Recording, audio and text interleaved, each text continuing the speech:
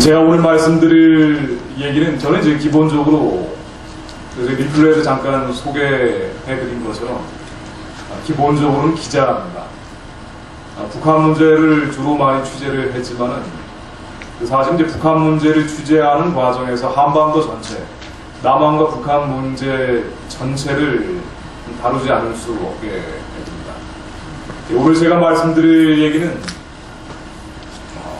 한반도에서, 즉 남한, 북한에 다 포함해서 하나님께서 이 민족을 어떻게 사용하고 계신지 팩트, 사실관계 위주로 제가 말씀을 전하게 될 것 같습니다.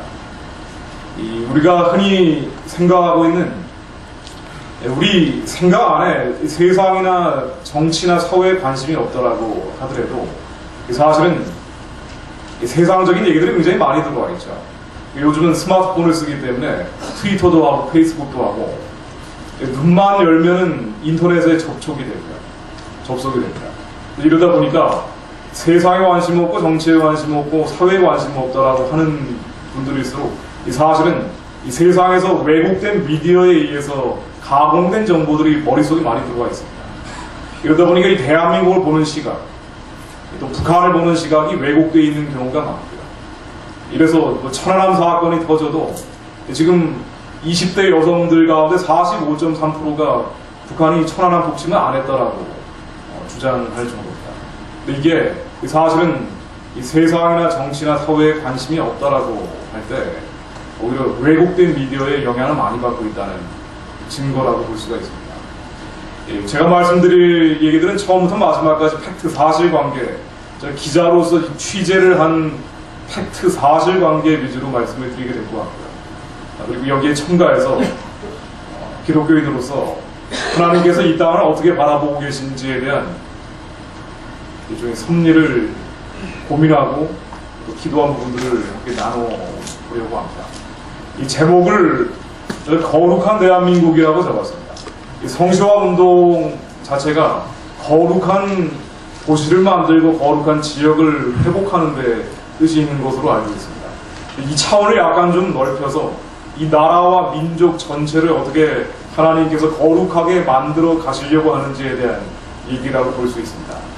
제가 먼저 남한하고 북한 문제를 좀 조감을 해보려고 하는데요. 이 한반도를 위성으로 찍은 사진을 먼저 한번 가져와 봤습니다. 위성으로 한반도를 찍으면 남한은 환하고 북한은 까맣게 나오는 건데요. 근데 왜 이렇게 남한은 환하고 북한은 까맣게 나오는 거 아니? 남한은 전기가 잘 들어오고 북한은 전기가 안 들어와서 그렇습니다. 전기가 잘 들어오고 안 들어온다는 차이는 이 생산력이나 경제력에서 남한, 북한이 비교할 필요가 없다는 것을 뜻합니다. 이 전기가 평양 인근만 환하게 들어오고 남한은 이제 환하게 되어 있는데요. 북한에서는 대도시도 저녁에 2시간 정도 전기 공급이 된다고 하죠. 2시간 정도 전기 공급도 안 되는 도시도 있다고 합니다.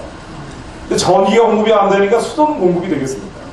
수돗물도 상수도 하수도 시설도 제대로 되어 있지 않은 이 북한의 열악한 상황을 위성으로 그대로 보여주는 건데, 이런 상황이 우리가 경제력이나 생산력, 남한 북한의 경제력 생산력을 비교를 하면은 비교할 필요가 없다는 것을 뜻하죠. 2010년 가장 최근 통계로 말씀을 드리면은 남한 북한의 GDP, 1년 동안 버는 이 생산력, 경제력의 차이를 비교를 하면은 한 39배 정도 차이가 난다고 합니다.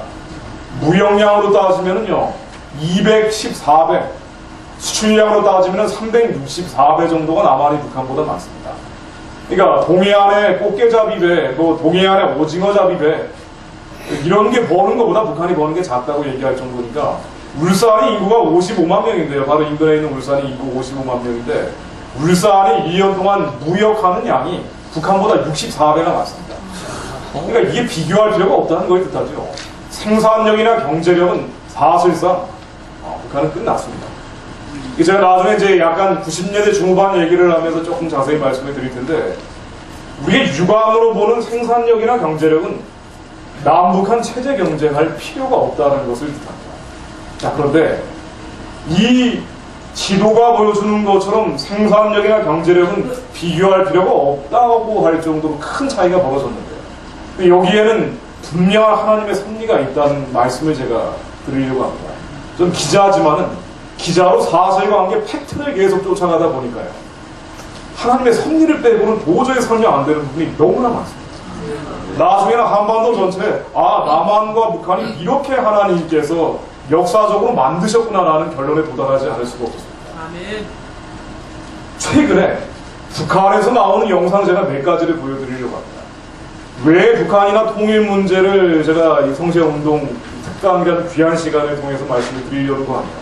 우리가 나라와 민족을 위한 기도를 할 때 이 부분을 빼면은 나라와 민족을 위한 기도가 이제 힘을 잃어버리는 경우가 많습니다. 그 이유도 제가 나중에 좀 말씀을 드릴 것 같습니다. 지금 최근에 북한에서 나오고 있는 주의 주장들을 몇 가지 영상으로 한번 잡아봤습니다. 한 열흘 정도 된 영상인데요. 북한에서 한참 남한 상대로 전쟁을 일으키겠다고 하면서 공갈 협박하는 내용들입니다.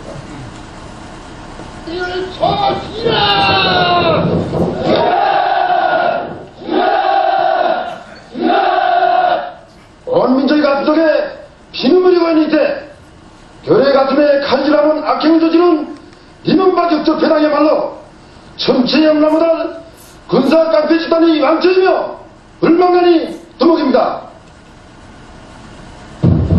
서울을 불바다로 만들 만단의 전투수가 되어 있습니다.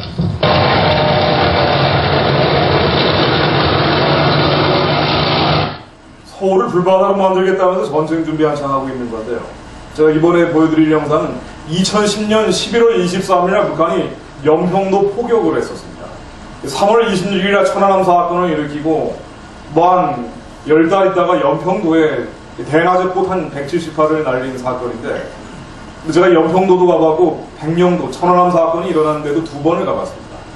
연평도 그 사고 지역을 가보면은 K9 자주포라고 해서 대한민국 자주포가 있는 그 포문을 정확히 때렸을 정도로 조준 타격을 했었죠. 170발의 포탄을 쏟아부었는데 이 중에 한 60발 이상은 민가를 향해서 정확히 조준 사격을 했습니다.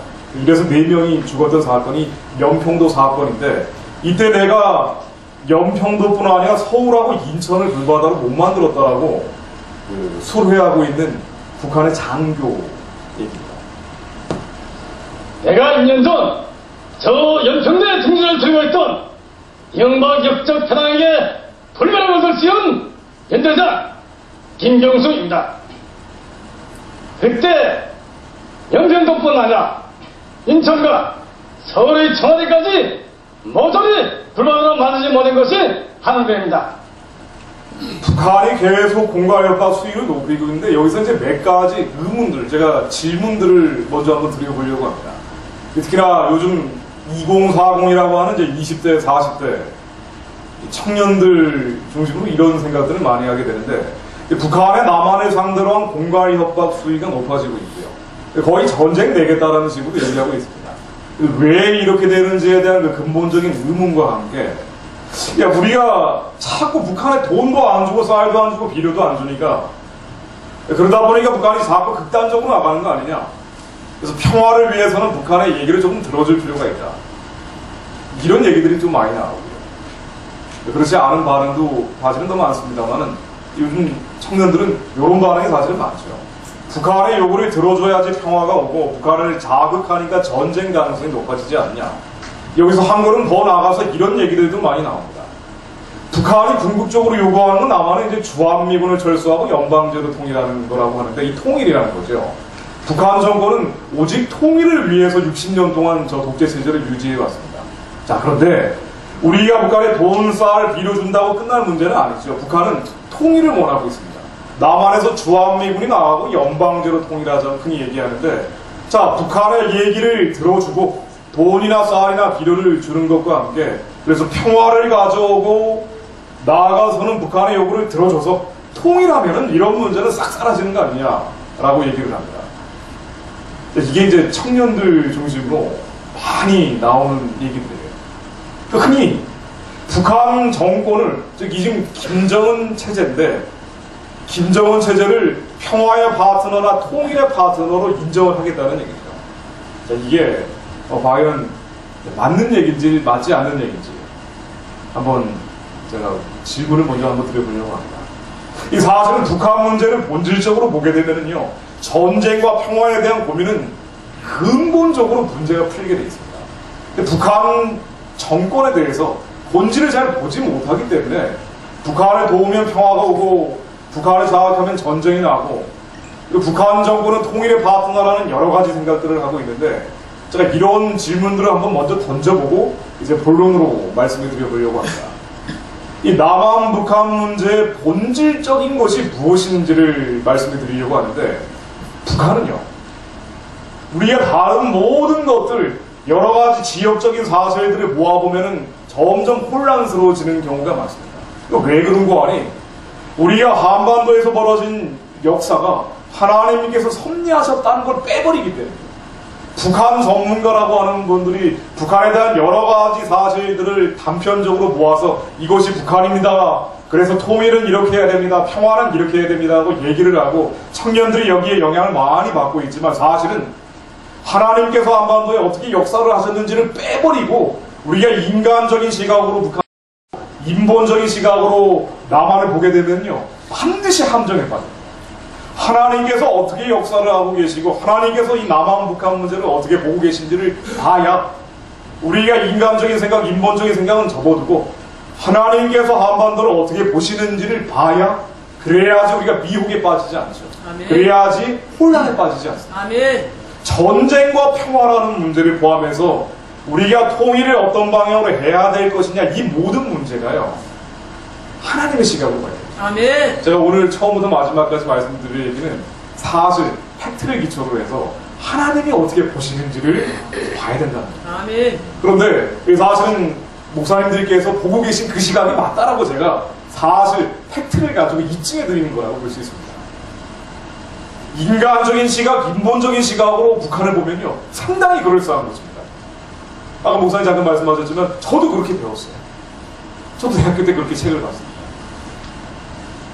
북한은 상당히 자주적이고 주체적인 나라고 남한은 친일, 친미, 4대 내국 세력들이 만든 태어나지 말아서야 될 나라고 북한이 약간 가난하고 굶주릴지 모르지만 정통성이나 정당성은 저쪽에 있다.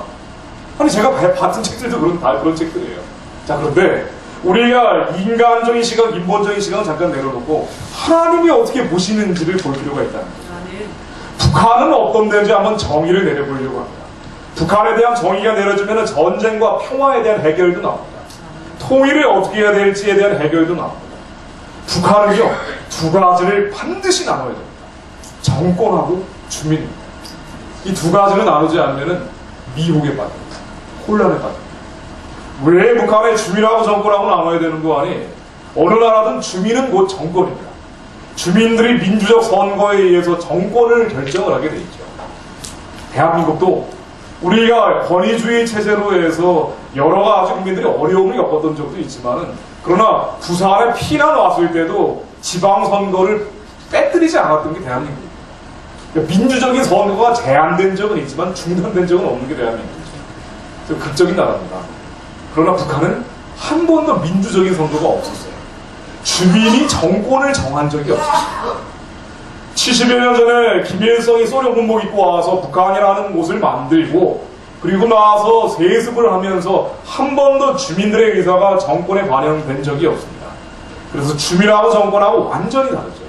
하나는 지배받는 사람들이고 하나는 지배하는 세력입니다. 자, 그래서 주민하고 정권하고 완전히 다른데 그럼 북한 정권의 본질은 뭐냐? 북한 정권의 본질은 인간적인 시각, 인본적인 시각으로 보면 여러 가지로 해석할 수 있지만은 적어도 성경적인 시각으로 보면 무상숭배체제입니다. 우리가 북한을 흔히 얘기할 때 무상숭배한다고 얘기하는데 그게 어느 정도인지를 제가 말씀을 드리려고 합니다. 북한의 교과서에 보면은 이렇게 나옵니다. 솔방울로 수류탄을 만들고 나뭇잎을 타고 대동강을 건넌 위대한 김일성 수령님이라고 나옵니다. 실제로 나오는 얘기예요. 김일성은 신의 자리에다 올려놔놨죠. 김일성이 북한을 만든 지 3년 만에 교회를 다 부시고 성도를 다 죽였습니다. 죽여도 또 나오니까 나중에는 정치범 수용소를 만들었습니다.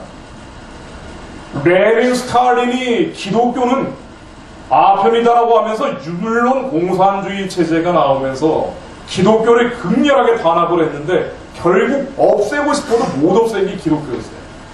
그래서 소련 같은 경우도 그리스정교회라고 해가지고 제한된 형태로지만 존재는 했었죠. 그런데 북한은 이거를 없애려고 레닌 스탈린이라는 공산주의의 아버지라는 자들이 기독교를 못 없앴는데, 그런데 김일성은 나중에 자랑을 하기를 61년도에 김일성 어록에 나오는 얘기입니다. 김일성 저작물 제1권에 나오는 얘기예요. 레닌 스탈린 동지도 못 없앤 기독교를 나는 없앴다라고 자랑을 하면서 14 이상이 되는 사람들은 이 나쁜 버릇을 없애는 것은 죽이는 것밖에 없다는 걸 깨달았습니다라고 아주 자랑스럽게 얘기를 합니다. 김일성이 북한 만들고 했던 가장 중요한 일이 자기를 신의 자리에 올려다 놓으면서 신을 인정하고 있는 이 절대적인 신을 인정하는 기독교를 철저하게 탄압했죠. 그래서 교회를 다 부수고 성도를 다 죽였습니다. 북한에서 정권이 했던 게 뭐냐? 그 자리에 김일성이 올라가 버린 거죠. 그래서 북한에서는요, 인권이라는 것도 모든 인간이 인권을 가지고 있는 게 아니고 근로인민, 일하는 노동자만 인권을 갖는데 누가 근로인민이야? 이거는 김일성이 정하게 돼 있습니다. 북한의 교과서에 보면은 참된 삶이라는 게 무엇인지에 대해서 계속 정의가 나와요. 참된 삶이라는 게 뭐냐? 참된 삶이라는 건 수령을 위해서 사는 거다. 즉 김일성을 위해 사는 거다라고 정의가 되어 있습니다. 어릴 때부터 계속 이런 훈련을 받고 5살 때부터 북한의 타가소에 가면서 사탕을 하나 주더라도 김일성 어버이 수령님 감사합니다라고 얘기를 하고 사탕을 받게 됐죠. 북한이 60년 동안 그렇게 유지가 되었습니다. 이게 주체 사상이라는 건데요. 이게 이게 뭐 복잡한 얘기하면 이제 더 복잡해질 수가 있는데, 제가 이 복잡한 얘기 딱 주체 사상 하나만 제가 잠깐 말씀을 드리려고 합니다. 북한의 주체 사상이라는 게 60년 동안 저 체제를 지배를 했는데 주체 사상이라는 게 뭔고 아니에요? 남한에 요즘 주체 사상파라고 많이 나오죠. 종북주의나 친북주의라고 얘기하는 게 바로 요 주체 사상파를 가르칩니다. 요약을 하면 주사파인데 이게 뭔고 아니에요? 인간의 생명이 두 가지가 있다라고 북한에서 만든 거예요. 사람의 생명이 육체의 생명도 있지만 정치 사회적 생명도 있다고 얘기를 합니다. 이 정치 사회적 생명론이라고 얘기를 합니다. 약간 복잡한 얘기는 제가 한 3분만 말씀드리고 정리하려고 합니다. 3분만 제가 약간 복잡한 얘기를 말씀드릴게요. 인간의 생명이 육체의 생명이 있고 정치 사회적 생명이 있는데, 육체의 생명은 우리의 육신의 아버지가 주지만 정치 사회적 생명은 수령 어버이가 준다는 거예요. 그래서 어버이 수령이라고 얘기를 하죠. 그리고 이 정치 사회적 생명이 육체의 생명보다 더 중요하다는 겁니다. 그러면은 이 정치 사회적 생명은 어떤 것이냐? 영원히 살 수 있다고 되어 있어요. 그럼 영원히 살고 있는 건 또 누구냐? 김일성 어버이 수령이 영원히 살고 있다고 얘기를 합니다. 그래서 나도 김일성 수령 어버이를 더 잘 믿고 더 잘 따르면 나도 영생을 누릴 수 있다는 게 이 주체 사상이에요. 김일성은 신의 자리에다 올려다 놓은 거예요. 이래 놓고 북한 체제가 우상숭배 체제로 들어가 버린 거죠. 60년대부터 김정일이 이 우상체제를 만들기 위해서 아버지 김일성하고 엄청난 국가적 에너지를 쏟아붓습니다. 이러다 보니 김정일이 얼마 전에 죽었을 때 작년 12월입니다. 김정일이 죽으니까 김정일 시체를 땅에다 묻지가 않았죠. 미라로 만들어서 모든 인민들이 볼 수 있도록, 영원히 볼 수 있도록 안치를 시켜놨습니다. 이 미라를 2년에 관리하는 데만 10억 원 이상의 돈이 들어간다고 얘기를 합니다. 우리나라 상식으로는 이해가 안 되는 일인데, 이 이해 안 되는 일들이 왜 북한에서 벌어지느냐? 주체 사상을 이해하는 거죠. 주체 사상이 그렇게 나와 있어요.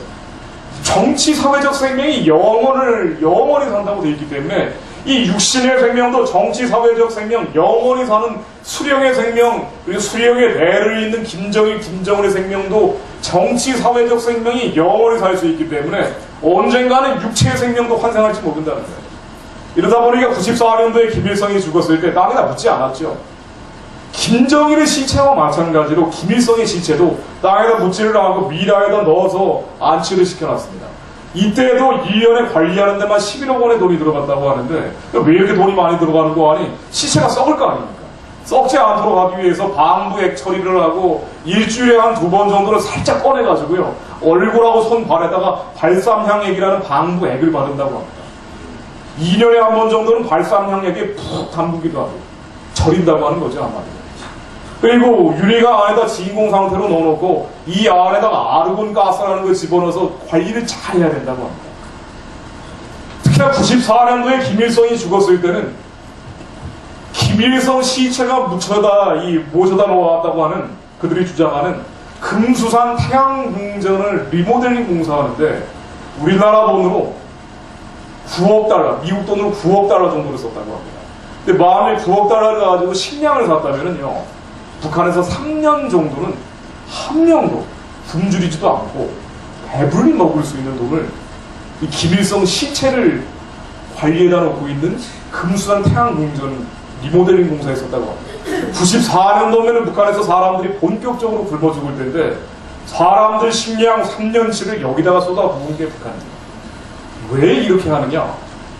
그냥 독재 체제이기 때문이 아니에요. 무상 체제이기 때문에.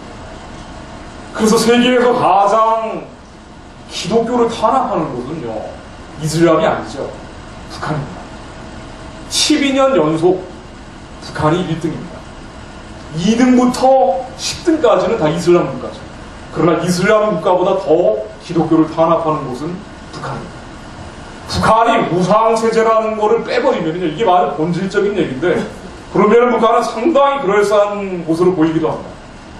자주적이고 주체적인 나라로 보이기도 해요. 그러나 우리가 적어도 성경적인 시각으로 한반도를 보게 되면 북한 정권은 무상체제입니다. 신정체제죠. 그래서 북한 주민들이 이런 식의 반응을 보입니다. 제가 보여드릴 영상이 내셔널 지오그래피라는 회사에서 2007년도에 북한을 촬영한 모습인데, 이 북한에서는 공산주의 사회주의를 한다고 되어 있기 때문에 무상 배급, 무상 교육, 무상 의료를 한다고 되어 있죠.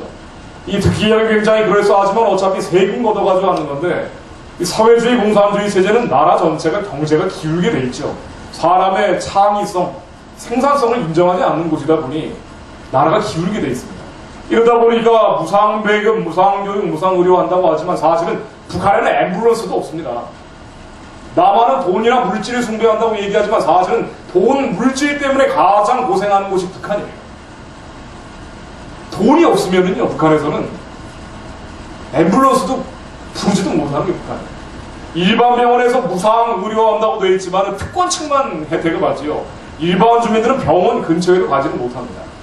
병원에 가서 치료를 받으려면은 이 민간 의료로 계속 나중에 치료하다가 약이 없으니까 빈두라는 아편을 가지고 치료하다가 이것도 안 되면 나중에 병원에 가는데, 이 병원에 가더라도 의사들이 원래는 나라에서 돈을 주도록, 월급을 주도록 돼 있는데 월급이 안 나오니까 뇌물을 갖다 맞춰야지 치료를 해줍니다. 사실은 가장 만몬의 땅이 돼버린 게 북한입니다. 자, 이런 북한이다 보니 일반 주민들은 무상 의료, 무상 교육, 무상 배급한다고 하는데 특권층 말고는 전혀 이런 혜택을 받지 못하죠. 일반 주민들은 그냥 장마당이라고 이 불법 시장인데 여기서 아름아름 먹고 사는 정도로 살고 있습니다. 간신히 생계를 유지하는 정도죠. 자, 이렇게 살고 있는 북한 주민들이다 보니 시력이 조금 나빠지면은요, 나이만 좀 들면은 백내장, 녹내장 걸려서 실명하는 사람들이 그렇게 많아요. 실명하는 사람들이 너무 많아지다 보니까 큰 강당에 네팔에서 루이트라는 의사 선생님이 와서, 네팔도 잘 사는 나라가 아닙니다. 의사 선생님이 와서 북한 사람들이 이제 개안 수술, 눈을 열어주는 수술을 하는 장면입니다. 눈이 열리자마자 북한 사람들이 의사 선생님한테 고맙다는 말 대신에 김일성, 김정일 만세를 부르는 모습을 한번 보죠. 위대한 장군님의 덕분이구나. 우리 장군님께 근서를 드렸다. 장군님 정말 고맙습니다. 이 자리에서 아버지 장군님께 감사 인사를 드리고 싶습니다. 위대한 영사 김정일 여러분들 정말 고맙습니다. 이렇게 들국이 우리 아픔에 안아주시니 얼마나 고맙습니까?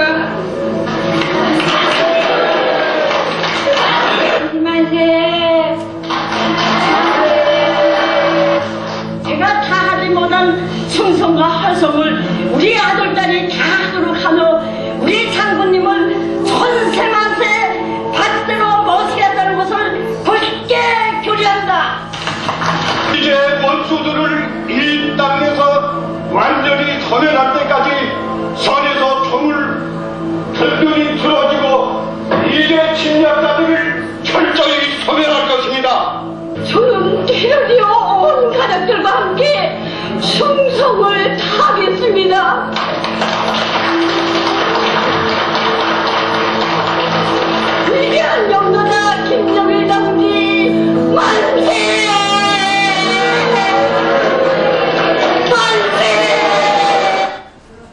북한의 우상 체제라는 것은, 이 신정 체제라는 것은 어느 정도인지 예를 찾으려고 하면은요, 인류 역사상 전무후무하다라고 얘기가 나올 정도입니다.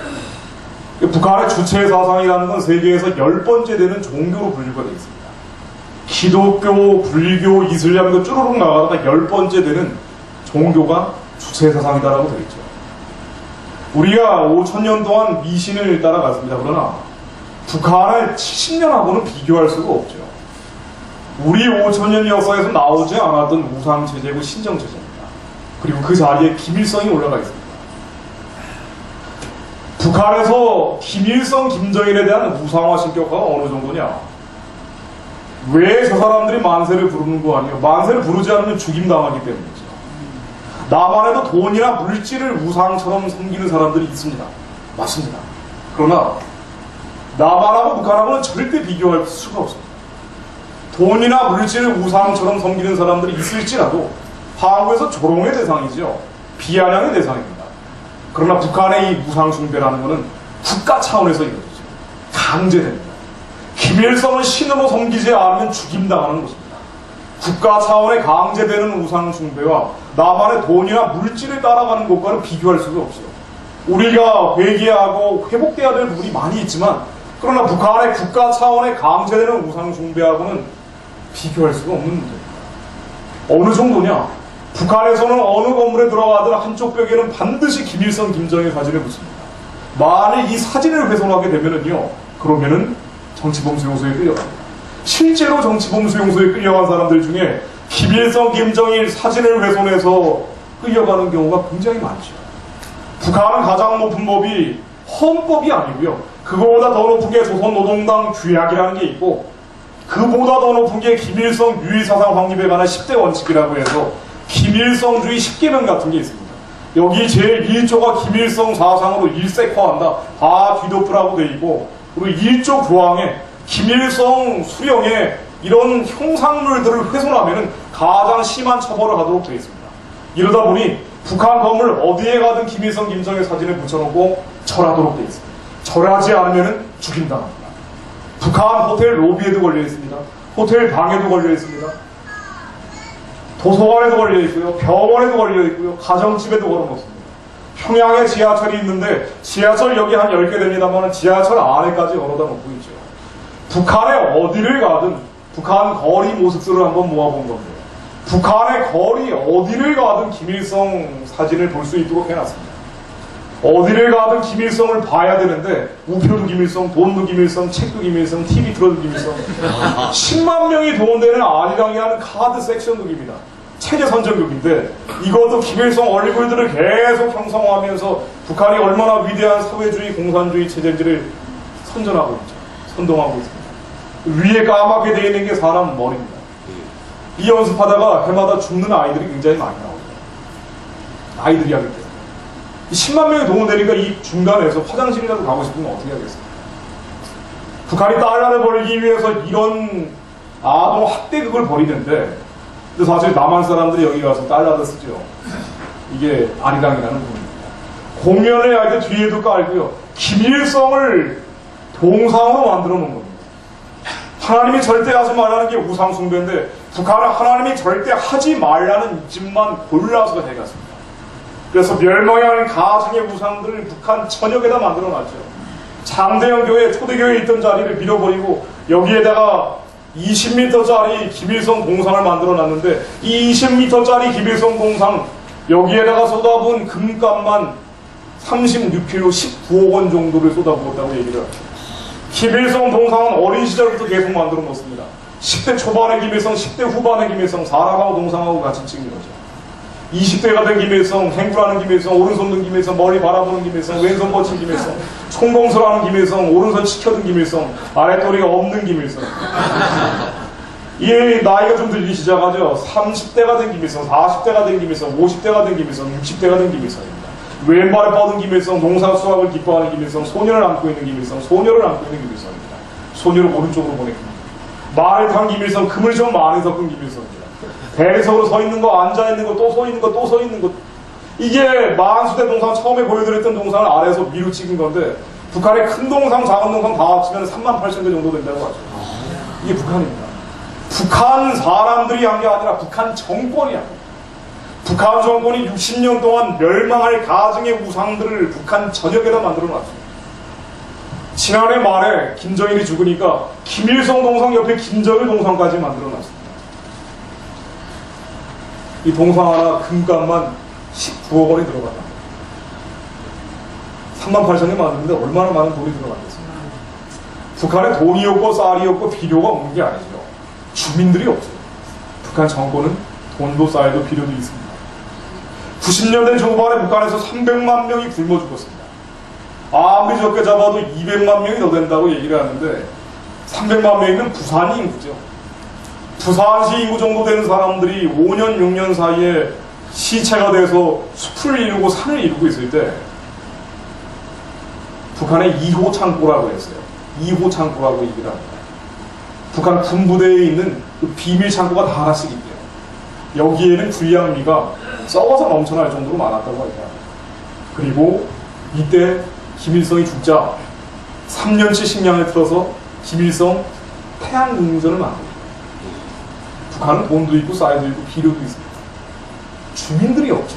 정권은 있습니다. 그리고 정권이 이런 일을 합니다. 김일성 동상보다 더 끔찍한 게 바로 요겁니다. 북한 전역에 45만 개의 혁명사상연구소라고 있습니다. 북한 건물에 어디를 가든 가장 좋은 재료를 쓴 방을 하나씩 만들어 놓고 있는데 이게 혁명사상연구소라고 합니다. 45만 개 혁명사상연구소 뒤에 빌보드 천을 깔고 그 앞에 김일성 석고상을 가져다 놨는데 여기에서 김일성을 생각도 하고 묵념도 하고 그리고 심지어 기도도 한다고 해요. 탈북자들한테 물어봅니다. 기도가 됩니까? 라고 물어보면은 되더래요. 오긴 뭐가 오는 것 같아요. 안녕이 오겠죠. 북한의 사진 제가 몇 장 보여드리겠습니다. 위대한 김일성이 앉았다고 얘기하면서 아무도 못 앉도록 마이크 사고는 의자입니다. 이거 사과나무 옆을 지나가다가 김일성이 따먹은 걸 기념하기 위해서 대리석으로 기념물을 만들어 놨는데 수령님이 맛보아 주신 나무라고 되어 있습니다. 요거는 작년에 나온 김정일이 죽기 전에 나온 사진인데요. 느티나무 옆을 지나가다가 김정일하고 김정은이 쳐다본 걸 기념하기 위해서 김정은 대장동지께서 보아주신 느티나무라고 되어 있습니다. 요거는 뭐가 되고 있습니까? 여름에 촬영한 사진입니다. 사진 안에 있는 김일성이 이게 이제 여름철인데요.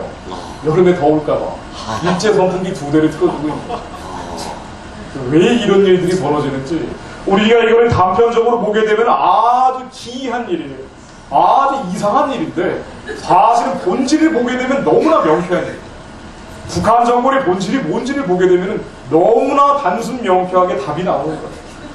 주체사상, 김일성을 신의 자리에다 올려다 나온 이 주체사상이라는 걸 이해를 하면 이렇게 될 수밖에 없습니다. 그렇게 가르칩니다. 북한에 해주십니다. 밤에는 불이 들어오지 않기 때문에 까맣게 되어 있는데 김일성 동상만큼은 24시간 불을 밝히고 있습니다. 그래서 북한은요 두 가지를 구분해야 합니다. 북한의 정권과 북한의 주민을 구분을 해야 돼요. 우리가 북한에 돈이나 쌀이나 비료를 준다고 할 때 이게 누구를 돕는지 분별을 할 필요가 있습니다. 지금으로서는 북한 정권으로 들어가게 됐죠. 안타까운 일입니다만 우리의 좋은 뜻과는 사실 상관없이 북한 주민들에게 직접적으로 지원하는 방법이 굉장히 제한적이죠. 뭐 방법이 있긴 있습니다만은 사실은 북한 당국하고 교류협력한다고 하면서 주게 되면 북한 정권에 돈, 쌀, 비료가 들어가서 북한 주민들은 계속 북한 정권의 노예가 될 수밖에 없는 구조입니다. 일반적인 상식으로 북한을 보게 되면은 뭐 그냥 그럴싸한 나라인가 보다 조금 가난하고 굶주리지만 아프리카의 후진국 정도로 생각할 수 있을지 모르지만은 아무리 독재가 심하다고 해도 북한처럼 하지는 않았습니다. 대한민국에 이승만 박정희 전두환 권위주의 체제가 있었죠. 그때 많은 고생하신 분들도 있습니다만 그러나 대한민국에 신앙의 자유가 있어서 하나님 예수님 마음껏 부를 수 있는 이 대한민국하고 북한하고는 비교하면 안 됩니다. 우상숭배 체제냐 아니면 신앙의 자유가 있느냐는 하늘과 땅의 차이죠. 그래서 아무리 권위주의 체제로 나가도 한계가 있었던 거죠. 하나님 마음대로 북한처럼 하진 않았습니다. 북한 정권과 주민을 나눠야 된다는 게 바로 주체선언입니다. 이러다 보니까 북한에는 신앙의 자유나 하나님, 예수님 부를 수 있는 자유가 허용되지 않습니다. 하나님, 예수님 부르게 되면 가장 심하게 처벌받는 곳이 바로 북한이죠. 북한의 정치범 수용소에 끌려가는 이유들, 김일성 사진을 훼손하거나 아니면 노동신문에 나와 있는 김일성 사진을 벽지가 없으니까 이 노동신문을 벽지도 썼다가 옆집 사람이 와서 끌고 간 경우부터 해서 김일성의 절대성을 훼손하는 경우에 수용소에 끌려가는 합니다. 자, 절대성을 훼손한다는 게 뭡니까? 절대적인 존재를 또 인정하게 되면 훼손하는 거예요. 그래서 중국으로 배가 고파서 탈북을 했다가 쪽성경 하나 들고 와서 하나님, 예수님 실수로 불렀다가 끌려간 경우가 정치범 수용소 수감 이유죠. 북한에는 신앙의 자유, 하나님, 예수님 부를 수 있는 자유가 허용되지 않습니다. 북한에 봉수교회라고 있다고 하죠. 조선그리스도 연맹이 만들어 놓은 봉수교회, 칠골교회가 있다고 하지만은 그러나 이거는 가짜교회입니다. 중국 같은 제한된 교회, 삼자교회가 아니죠. 북한 체제의 본질을 잘 보지 못하면은 봉수교회, 칠골교회도 거기도 하나님이 역사하시는 곳, 예수님이 살아있는 곳이 아니냐라고 생각하실지 모르지만 여기는 주일 예배 없습니다. 전도 선교 물론 없죠.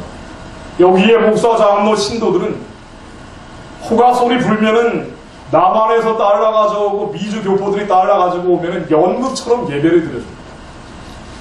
여기에 교포 목사님이 한 분이 가서 시나리오대로 설교를 하는 게 아니라 하나님이 살아가시다라고 외쳤더니 마이크를 꺼버리더래요. 사람이 평소에 없기 때문에 여기에 수도를 잠깐 열어봤더니 녹물만 나오더라고요. 여기에서 목사, 장로, 신도, 북한에 진짜 기독교인들이 지하교인이라고 있는데, 근데 그게 아니라 북한 봉수교회에 소속되어 있는 목사, 장로, 신도라는 분들이 사실 가련한 분들이죠. 이분들이 와가지고 예배드리면서 눈물 흘리고 정말 하나님 영에 감동받은 것처럼 보이더라라고 말씀하시는 분도 계십니다만은 그건 사실 북한을 잘 모르고 말씀하시는 거예요. 북한은 생활총화라는 건 아니에요. 생활총화가 뭔고 하니 매주 토요일이 되면은 서로 팀별로 조를 짜서 자아 비판을 하고 호상 비판을 하고, 자아 비판은 그나마 안 돼. 호상 비판할 때는 죽을 맛이라 그래. 내가 좋아하는 선배, 내가 좋아하는 후배, 내가 사랑하는 애인까지 세워놓고 비판을 해요. 사랑이 없고 증오, 미움, 분노가 지배하도록 북한 시스템 전체를 그렇게 만들어 놓은 거죠. 이게 북한입니다. 근데 이 봉수교회에서는 생활 총화를 하는 게 예배를 드리기 전, 드리기 후에 엄청나게 지독하게 한다고 합니다. 그래서 만일 이 예배들을 드린 가운데 예수님 영, 하나님 영에 감동받아서 진짜로 눈물 흘린 것 같다 그러면은 이 생활 총화할 때 규탄 대상이 돼서 당장 수용소로 끌려간다고 해요. 이게 북한입니다. 북한의 하나님 자유롭게 부를 수 있는 이 자유, 예수님 자유롭게 부를 수 있는 이 자유, 우리가 돈이나 쌀이나 비료가 아니라 복음의 식량입니다. 자유의 식량입니다. 인권의 식량이죠. 이게 북한에 들어가기 전에는, 예수님 하나님 자유롭게 부를 수 있기 전에는요, 안타까운 일이지만은 선교나 전도나 구원이 불가능하다. 북한의 38,000개의 김일성 우상들이 그대로 있는 상태로는 북한 선교나 북한 전도가 지금으로서는 어렵습니다. 우리가 북한 사람들에게 어떻게 복음을 전할 수 있습니까? 북한의 이 김일성 우상이 신의 자리에서 일단 내려와야 돼요. 그렇지 않으면은 북한 사람들이 지금으로서는 구원할 수 있는 방법이 없습니다. 이러다 보니까 북한의 봉수교회, 이 봉수교회라는 데는요, 김일성 대학 종교학과라는 데서 주체 사상을 주체 신학으로 만들어 놨어요. 그래서 김일성을 더 잘 믿고 더 잘 따르면 나도 영생을 누릴 수 있다라고 가르치는 게 바로 주체 신학입니다. 신학 앞에다가 감히 참남되게 주체를 붙여놨어요. 그래서 조선 사람이 하나님을 믿자고 하면서 김일성은 곧 하나님이라고 얘기하는 데가 봉수교회예요. 여기에 리성숙이라는 목사라고 얘기해요. 봉수교회 목사인데, 이 목사라는 사람이, 북한의 목사라는 사람이 얘기하는 걸 한번 들어보세요. 지난주는 하느님은 김일성 주성님이다 이렇게 생각합니다. 하느님을 김일성 주성님을 하느님과 같은 President Kim Il-sung is God in our country. 그야말로 어쨌든 정교인이니까 기독교인이니까 하나님의 집으로 오는데 집으로 와서 나의 마음속에 있는 하나님 그럼 꼭 김일성 스승입니다. 이런 마음을 가지고 김일성 스승님을 더 잘 믿고 김일성 스승님을 더 잘 받들겠다는 그런 마음을 가지고 그러니까 죽은 예수가 다시 태어나는 부활은 안 믿습니다. 그렇습니다. 저는 예수가 죽었기 때문에 다시 태어난다 이렇게 그렇게 믿지 않습니다. 우리 지금 과학 시대에 사람이 죽었다 다시 산다는 걸 믿을 사람이 없지요.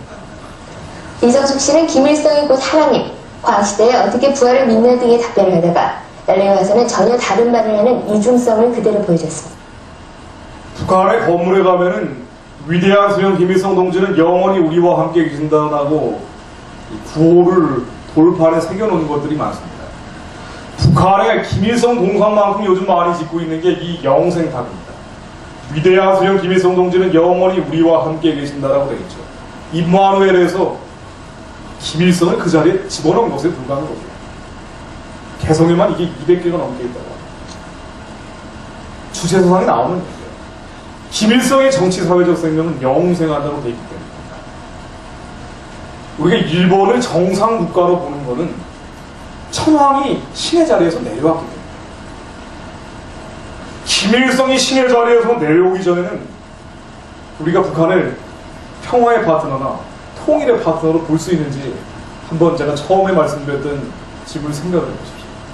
우상 숭배하고 김일성을 신의 자리에다 올려다 놓은 저 체제하고 우리가 통일을 할 수 있는 파트너로 볼 수 있는지 아니면은 저는 그렇게 생각을 합니다만은 북한이 자유화되고 민주화돼서 북한 주민들이 자유롭게 정권을 선택할 수 있고 북한에서 예수님 하나님 부를 수 있는 자유가 회복된 후에 그 다음에야 우리가 통일의 파트너로 인정할 수 있는지 이건 한국 기독교인들이 한번 고민을 하고 판단을 해야 되는 문제입니다. 우리가 저 우상숭배 체제를 통일의 파트너, 평화의 파트너로 인정해버리게 되면은요, 그럼 그 다음부터 어떤 일들이 벌어지는지 한번 생각을 해보십시오. 북한 정권이 60년 동안 김일성을 신의 자리에다 올려놓고 수많은 사람들을 죽여놨죠. 6.25 항침을 해서 350만 명을 죽였고 90년대 중후반에 배를 끊으면서 또 300만을 죽였습니다. 정치범 수용소에서만 또 100만을 죽였습니다. 수많은 사람들의 죄 없는 피를 땅에다 쏟게 만든 저 학살 체제입니다. 우리의 인간적으로 봐도 악한 체제인데 우상 숭배하기 때문에 악해질 수밖에 없는 거죠.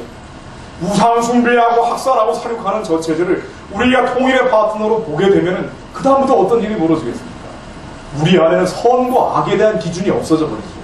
700만 명을 죽인 학살체제, 700만을 죽인 우상체제가 우리가 통일의 파트너라고 얘기하는 순간부터 그 다음부터 남한에는 10명, 20명, 한 100명 죽인 사람도 악이라고 이것이 사악하다라고 얘기할 수가 없게 되죠. 우리가 남북 화해협력 중요합니다. 그런데 이 화해협력이라는 이름으로 북한의 공산주의 영을 받아들이고 북한의 주체사상의 영을 받아들이고 있는 모습들이 너무나 많고 너무나 많이 벌어지고 있다는 것을 우리가 한번 돌이켜볼 겁니다. 우리가 북한을 본질적으로 보게 되면 북한 정권은 무상숭배하고 사륙하는 체제예요. 이러다 보니까 저주받을 수밖에 없죠. 하나님과의 축복의 통로인 교회가 없는데 어떻게 축복을 받겠습니까? 이러다 보니까 60년 동안 벌어진 일이 저 우상숭배하고 그리고 하나님의 저주를 받기 시작한 게 북한의 굶주림이에요. 북한의 이 굶주림을 어떻게 막습니까? 막을 수 있는 길은 딱 하나가 있죠. 북한에 예수님 부를 수 있는 자유가 들어가면 되죠. 아멘. 하나님 부를 수 있는 자유가 들어가야죠. 아멘. 이 자유가 빠지고 아무리 북한에 돈이나 쌀이나 비료를 준다고 해서 북한에서 굶주림이 사라질 수가 없습니다. 아멘. 본질을 보게 되면 당연히 나오는 결과입니다. 아멘. 언제까지 북한 정권을 저 무상숭배 체제를 남한이 먹여 살린다고 생각합니다. 그리고 우상만 계속 커지는 북한에서 왜 이런 가난한 굶주림 나중에는 300만 명이라는 대량 아사가 벌어집니까? 신앙의 자유가 없기 때문에 예수님 하나님 부를 수 있는 자유가 없기 때문에 그래서 저주받죠. 북한의 정치범 수용소입니다. 북한의 이 정치범 수용소는 죄 지은 사람 남한처럼 살인범, 강간범, 흉악범들이 끌려가는 데가 김일성을 신으로 섬기지 않은 사람들이 집중적으로 끌려가는 데죠. 여기에서 90년대 중후반에 300만 명, 100만 명 정도가 죽었다고 얘기하는데 지금도 북한에서 굶어 죽는 사람들의 태반은 여기서 나온다고 합니다. 북한 체제가 자유화되고 민주화되기 전에는 북한 정치범 수용소가 해체되기 전에는 북한에서는 굶주리는 사람들, 가난한 사람들, 죽는 사람들을 막을 수 없는 이유가 여기 있어요. 굶어 죽는 사람들이 여기서 태반이 나오는 거예요. 김일성을 신이라고 섬기지 않은 사람들. 우상숭배라는 게 어느 정도인지를 우리가 분별을 할 필요가 있습니다. 여기에서 도저히 못 살겠다고 하는 사람들은 중국으로 도망갑니다. 이게 탈북자들이죠. 탈북자들이 강제로 송환되는 것을 막기 위해서 기독교인들이 많이 나서고 있습니다. 근데 왜 나섭니까? 인간적으로 있을 수가 없는 일이기 때문이죠. 박선용 자유선진당 국회의원께서 얼마 전에 이런 말씀하셨습니다. 남한으로 인유 캡슐이라는 게 들어온다고 하는데, 인유 캡슐, 남한 사람들이 자양 강장제라고 해서 아이들을 죽여서 만든 그 사람으로 원료를 만든 캡슐을 정력제로 먹고 있다는 얘기가 보도로 나오니까 이게 원료가 어딘가 하고 얘기를 따라가다 보니 탈북자들 강제 송환한 다음에 임신한 여성들은 강제로 낙태시키고 영아는 살해를 하는데, 인민군들이 이 낙태하고 살해된 아이들을 냉동해서 중국에 팔고 그 아이들을 다시 남한 사람들이 먹고 있다. 국회의원이 한 얘기입니다. 저도 탈북자들 통해서 수차게 들어온 얘기예요. 세상에 어떻게 이런 일이 있습니까? 왜 강제 송환하면 안 된다고 얘기를 하고, 왜 저 사람들에게 자기가 생명을 줘야 된다고 얘기를 합니까? 이건 우리가 신앙 이전에 인간으로서 저런 상태를 보고 있을 수가 없기 때문이죠. 강제 송환은 된 후에 아이들이 강제 낙태당한 한 여성 증언한 겁니다. 강제적으로 독약수를 애기한테 주사를 하니까 배가 이렇게 근데 안전원인데 옆에 있으니까 배를 걷고 거기다가 독약주사를 넣는데도 엄마가 할 수 있는 게 아무것도 없어.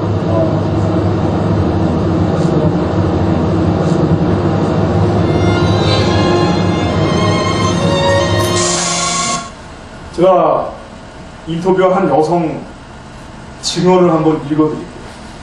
이 여성이 그 강제 송환된 후에 자기가 아는 언니가 강제 낙태당하는 걸 지켜보고 쓴 겁니다. 살만 나는 대한민국입니다라는 제목으로 쓴 증언인데요. 이영옥이라는 탈북 여성 증언입니다. 하룻밤중으로 불려나간 그 언니가 서너 시간 만에 들어왔는데 자꾸 울기만 합니다. 이야기를 들어보니 시인민병원으로 가서 중절주사를 배에다 맞고 왔다는 겁니다. 강제 송환된 탈북 여성들은 100% 강제 낙태당합니다. 사람도 죽이는데 애들은 어떻게 하겠어요? 애들은 무조건 죽이죠. 90년대 중후반에는요, 공포심을 주려고 격자로 긁어낸 다음에 앵앵거리는 애들을 플라스틱 박스에 그대로 버렸대요. 그러면 나중 그 박스째 간다고 합니다. 지금은 중절주사 나와서 죽인다고 하는데 죽인다는 사실은 변함이 없죠. 그 여성 증언이 이어집니다. 24시간 후에 그 아기는 죽어서 나왔습니다. 죽은 아기를 보는 것 같다 그 언니는 울며 흐느낍니다.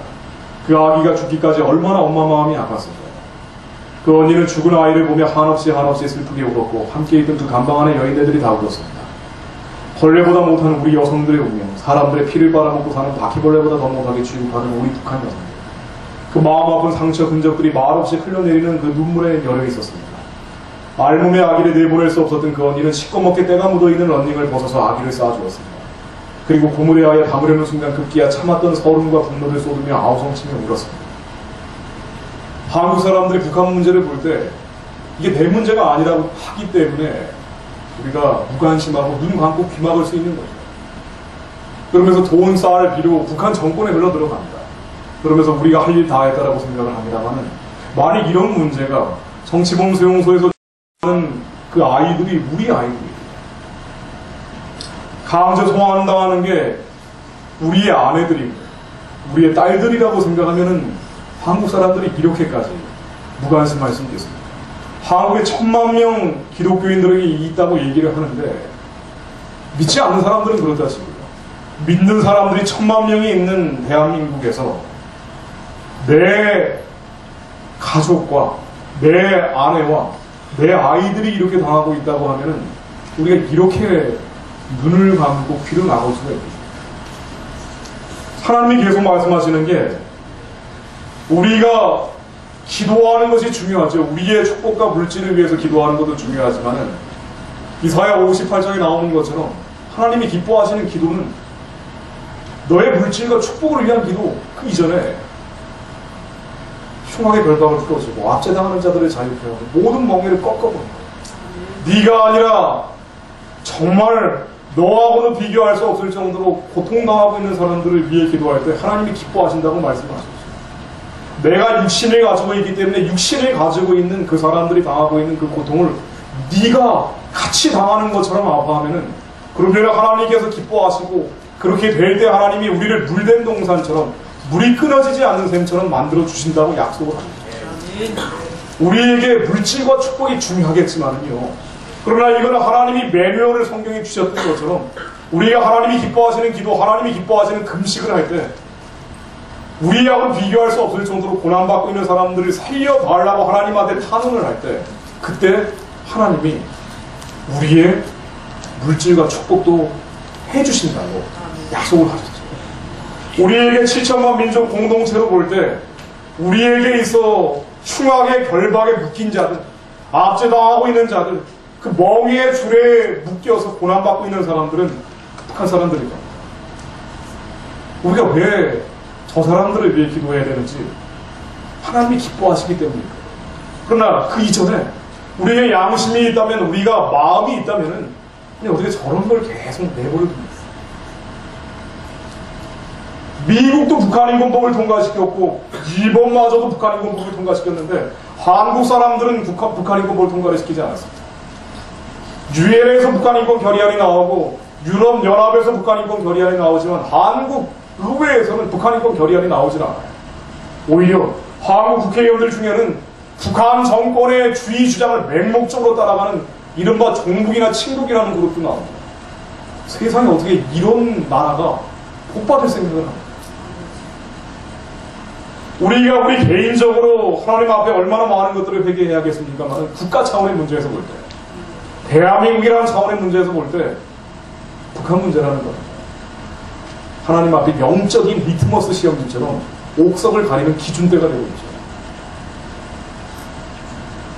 연예인들이 몇 달 전에 크라이 위드워스라고 탈북자들 강제 송환하지 말라고 공연을 하고 있는 모습입니다. 우리가 뭘 할 수 있겠느냐라고 연예인들이 탄식하면서 이 공연을 하더라고요. 사실 할 수 있는 게 없죠. 북한 사람들을 위해서 신경을 주려고 해도 북한 정권이 다 빼돌립니다. 특권층들이 이 마피아 같은 구조, 자기들의 특권 구조를 만들어내는데 남한이 이른바 지원을 하면은 자신들의 중국에 있는 계좌 중국 돈으로 환전해가지고 집어넣는 데 사용을 합니다.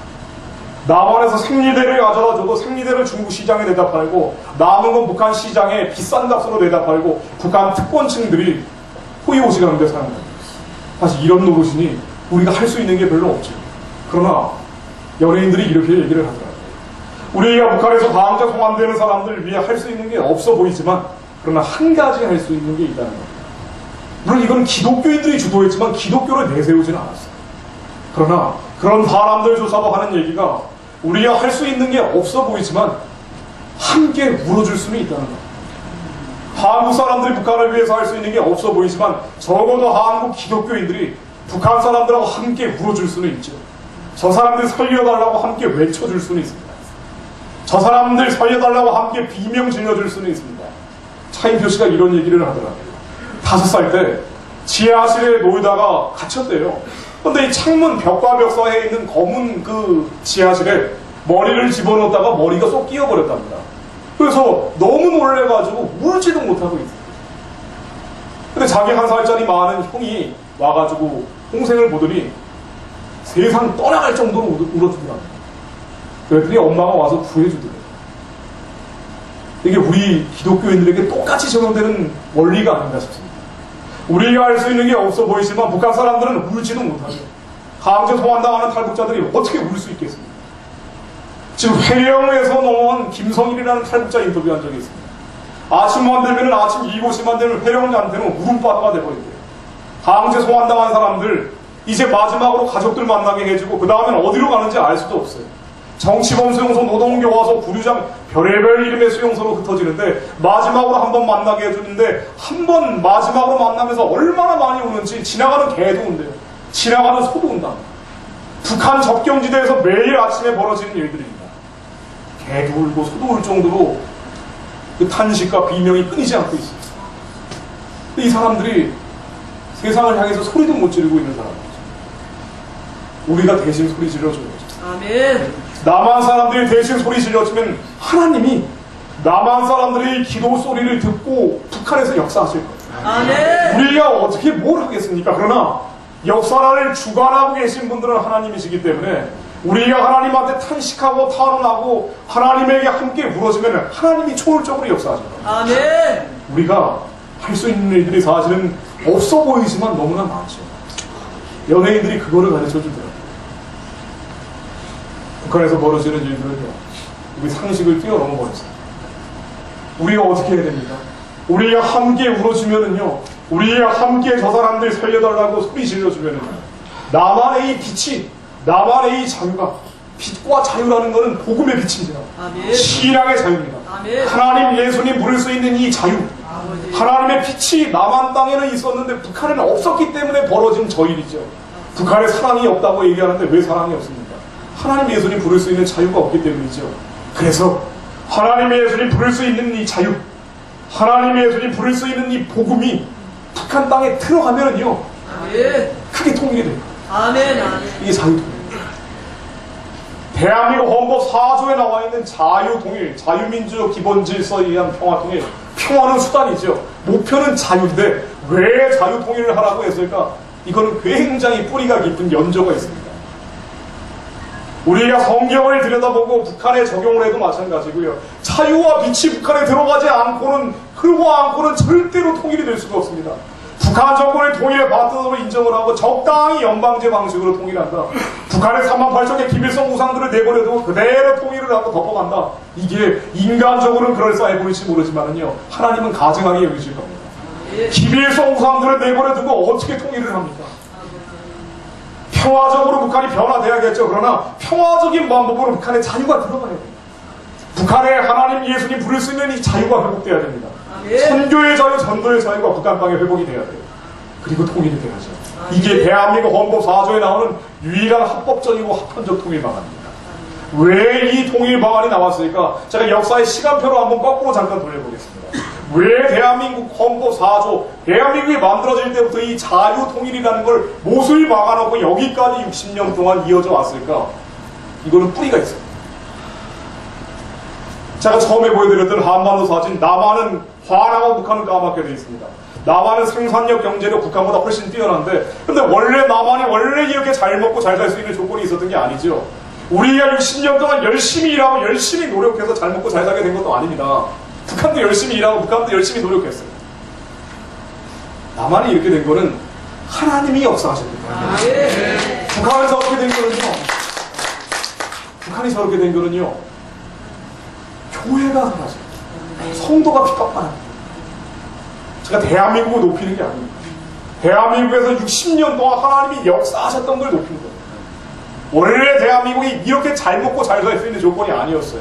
세계에서 수출을 7번째 하고 무역을 9번째 하고 GDP 1년 동안 버는 게 12번째인 나라인 엄청난 나라가 됐습니다. 그런데 이런 조건이 우리는 하나도 없었어요. 시간을 100년 전으로 한번 거꾸로 돌려보겠습니다. 구한말입니다. 구한말에 일제한테 나라가 망하기 전에 조선입니다. 한양 모습인데 끔찍했죠. 우리가 일제시대 이전에 조선조 생각을 해보면은 물 좋고 공기 좋고 사람 좋고 인심 좋고 아주 그럴싸한 세상으로 생각을 하지만 전혀 그렇지 않았습니다. 그랬으면 나라가 망할 리가 없죠. 이 당시에 영화 드라마 보면 아주 멋들어진 조선시대로 묘사가 되어 있지만 사실은 그러지 않았습니다. 예를 한번 들어볼게요. 비숍 여사라고 해서 영국의 왕은 지리학교 배우는데 이분 아주 유명한 분, 기행가고 수필가고 문장가입니다. 이분이 조선에 4번을 와가지고 썼는데 이 당시에 왔던 선교사들이 기록해놓은 기록도 마찬가지예요. 구한말, 조선시대 말기를 어떻게 묘사하고 있는 거 아니 그렇게 불결했다고 얘기를 합니다. 그리고 부정부패가 심하고요. 또 미신이 그렇게 심했고요. 음란했다. 삼강오류는 다 무너지고 너무 가난하고 굶주리다 보니까 딸을 낳으면은 이 딸을 낳아가지고 도저히 먹여 살릴 길이 없으니까 이 딸은 팔아버리고 축척제가 그렇게 심했다고 얘기하죠. 조선시대 말기에 그랬답니다. 워낙 불교에서 이 비숍 여사가 부산에 와봤더니 세상에 이렇게까지 냄새가 심한 곳이 없더래요. 부산에 와서 했던 얘기입니다. 일본도 가고 중국도 가봤는데 이렇게 냄새가 심한 곳이 없는데 서울에 와봤대요. 그랬더니 세상에 이렇게 더러운 곳이 없다고 얘기를 합니다. 상수도 하수도 시설이 전혀 돼 있지는 않아가지고 똥 오줌 섞여있는 초록물에 오물물들이 그대로 마을마다 거리마다 흘러다니는데 여기에는 벌거벗은 아이, 바벗은 아이, 반쯤 벗은 아이들이 반쯤 눈이 감겨가지고 온갖 전염병에 시달리면서 그 초록물에 엉겨부터 개들하고 놀고 있는 모습들이 조선 전역의 모습이라고 적어놓습니다. 워낙 미신이 심해가지고 감기만 걸려도 구슬하고 큰 병이 걸려도 구슬하고 그리고 구슬하는 그 무당도 병에 걸려있더래요. 이게 조선시대죠. 5000년 미신을 따라가다가 그러다가 나중에 저주받고 그리고 일제한테 나라가 망하게 됩니다. 나라가 망할 때는 반드시 이유가 있습니다. 악하고 음란해지죠. 관하는 면허받은 흡혈귀라고 표현을 합니다. 이 조선시대 말기에 왔던 선교사들이 하는 얘기예요. 양반계급은 면허받은 흡혈귀처럼 민중들의 피를 뽑아먹고 살고 있고 관하는 사람들의 온갖 돈, 쌀, 모든 것을 끝까지 뽑아내는 착취기관이고 이러다 보니까 온갖 악하고 음란한 것들이 나중에는 수습할 수 없는 지경이 돼버리니까 나라가 망한 거예요. 이게 일제 우리가 수십 년 동안 고생했던 일제시대라는 겁니다. 나라가 망할 때 이렇게 됩니다. 그런데 이 나라가 망할 때 대한민국이 만들어지기 전에 우리 민족이 가장 어두운 시기로 끌려들어갔던 5년 동안 희망을 버리지 않았던 사람들이 있습니다. 일제 수십 년 통치를 받으면서 그래도 하나님이 언젠가는 이 민족을 쓰실 거라고 믿는 사람들이 있었죠. 믿는 사람들이었어요. 평양 대붕운동 주역 중에 한 명이 매튼 노블이라고 서양 선교사가 이 한국에 와가지고 한반도에 와가지고 40년 정도 선교를 했던 분인데 조선회상이라는 책에다가 이렇게 적어놨습니다. 평양 대붕 1907년, 1910년 이 대붕운동을 이끌어가면서 이 사람이 조선 사람들의 저주를 끊기 위해서 엄청난 노력을 하는 과정들이 책에 자세히 기록이 되어 있어요. 무당을 한 사람, 기생을 한 사람, 그리고 첫째 여러 온갖 악습들을 가지고 우상 숭배하면서 저주받아왔던 이 조선 사람들의 이 저주를 막 끌어가면서 하나님 믿고 복음 전하고 구원받게 하면서 이 매튼 노블이 미국에서는 노래도 못하고 아무것도 못하는 나였는데 조선에 와서는 하루에도 몇 번씩 하나님을 찬양하는 찬송을 부르고 있다라고 하면서 감동적으로 적어놓은 글들이 있습니다. 여기에 보면은 이 조선 사람들의 저주를 끌어내면서 그리고 하나님 안에 제자로 다시 회복이 되고 복음을 전하는 많은 미신 따라갔던 그 많은 사람들이 이 기생 출신, 무당 출신이었던 아주머니들이 복음을 전하는 과정들이 감동적으로 묘사가 되어 있어요. 그러면서 이렇게 평양 대붕운동 시작을 하면서 기도를 했다고 합니다. 서양 선교사들과 함께 이 민족이 지금은 저주받고 미신 따라가다가 나라가 망했지만은 언젠가 하나님이 이 민족을 언젠가는 하나님이 크게 들어쓰셔서 언젠가는 세상을 구원할 수 있는 백성으로 삼아주십시오. 이게 일제시대에 시작될 때 했던 기도입니다. 이 기도를 하면서 일제 그 엄혹한 통치 기간에 독립운동을 했던 사람들도 기독교인들이 주역이었죠. 또 한 그룹은 공산주의자들이었습니다. 민족주의자라고 불린 그룹들은 기독교인들이 주력이었고 그리고 또 한 그룹은 공산주의자들이었는데 이 민족주의자라고 불렸던 기독교인들이 하나님한테 기도하면서 우리가 지금은 나라가 없고 아무것도 아닌 백성들이지만 언젠가는 우리가 하나님 잘 믿고 언젠가는 예수님 마음껏 부르면서 이 민족이 회복되고 언젠가는 하나님의 큰 쓰임 받는 날이 올 것이다라고 믿으면서 3.1운동도 시작했다는 거 아닙니까? 1919년 3.1운동 시작할 때 유관순 열사도 기독교인이었죠. 정동제일교회 또 바에 오르간 뒤에 주기도문 외우고 그리고 태극기 들고 만세운동하는 같은 사람입니다. 이 당시에 기독교인들이 독립운동 주력이었죠. 김구 선생, 김구식 선생, 상해 임시정부 주력들도 기독교인들이었습니다. 이승만 박사 대한민국을 만들었던 분도 기독교인이었어요. 이 당시 꿈꿨던 나라는 언젠가는 이 나라가 회복돼서 하나님 예수님 잘 믿고 그리고 큰 쓰임받는 날이 올 것이라는 그 믿음이었어요. 사망의 음침한 골짜기에 있지만 완전한 어둠 속으로 끌려간 것 같았지만 이 민족에게 희망이 뭐가 있습니까? 아무런 희망이 없는 절망적인 상황이었죠. 그러나 믿음이라는 것은 희망이 없는 상황에서 믿는 거죠. 어두운 상황에서 믿는 겁니다. 하나님이 희망이 없고 절망적인 상황이지만 언젠가는 이 나라를 들어 쓰실 거라고 믿고 그리고 독립운동을 했던 겁니다. 그리고 버텼던 거죠. 그리고 만들어진 게 대한민국. 대한민국이 만들어질 때 그때 대한민국을 만들었던 건국의 주역들은 다 이런 컨센서스가 있었다고 합니다.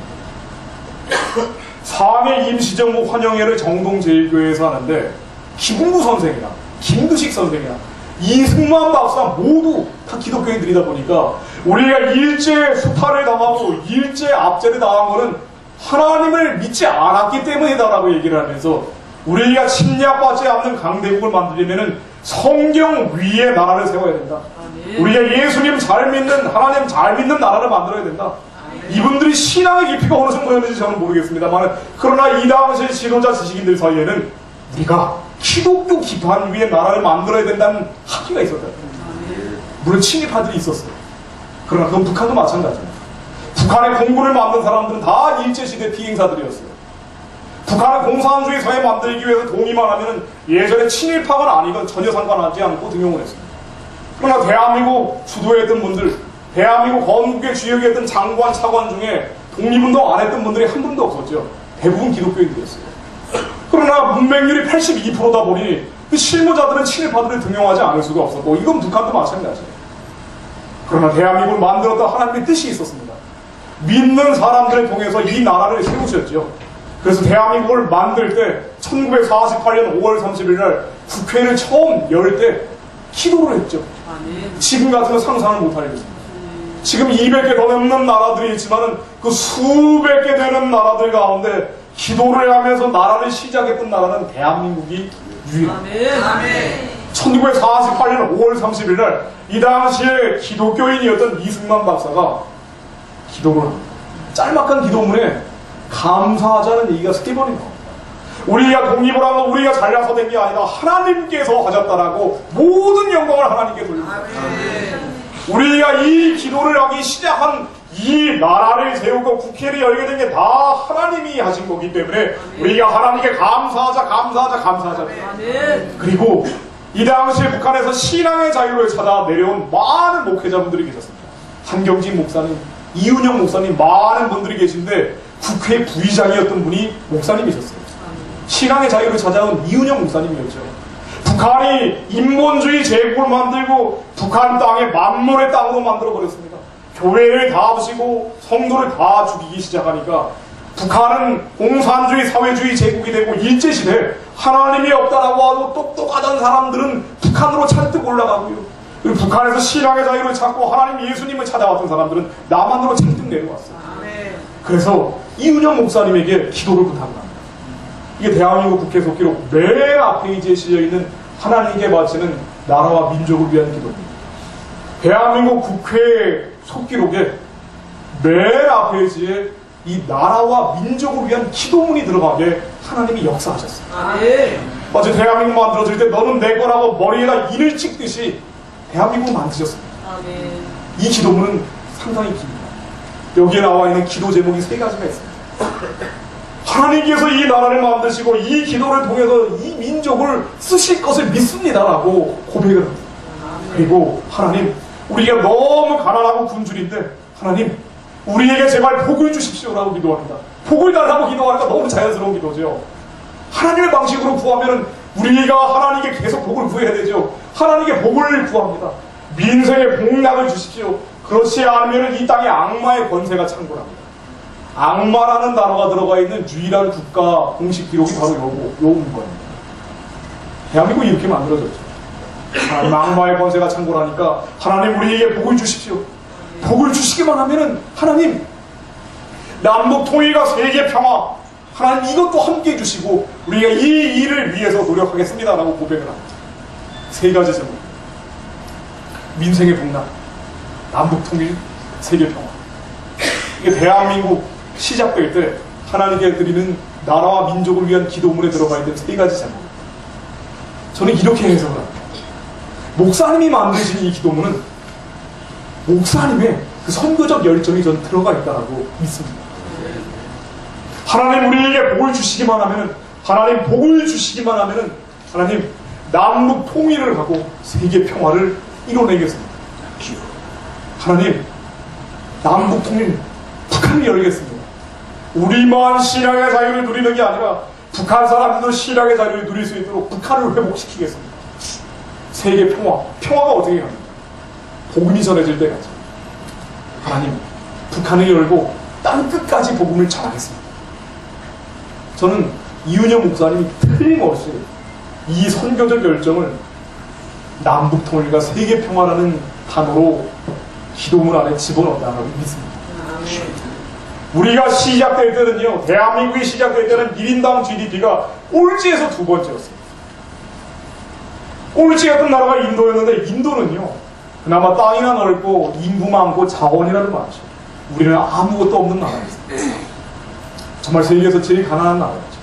그런데 이 가난한 나라가 세계에서 유일하게 하나님께 나라와 민족을 위한 기도문을 올리고, 그리고 이승만 박사가 그 다음에 끌어갔던 나라는 독재했죠. 그런데 이승만 박사가 대한민국을 만들어가면서 모든 국가 의례를 기독교 방식으로 바꾸죠.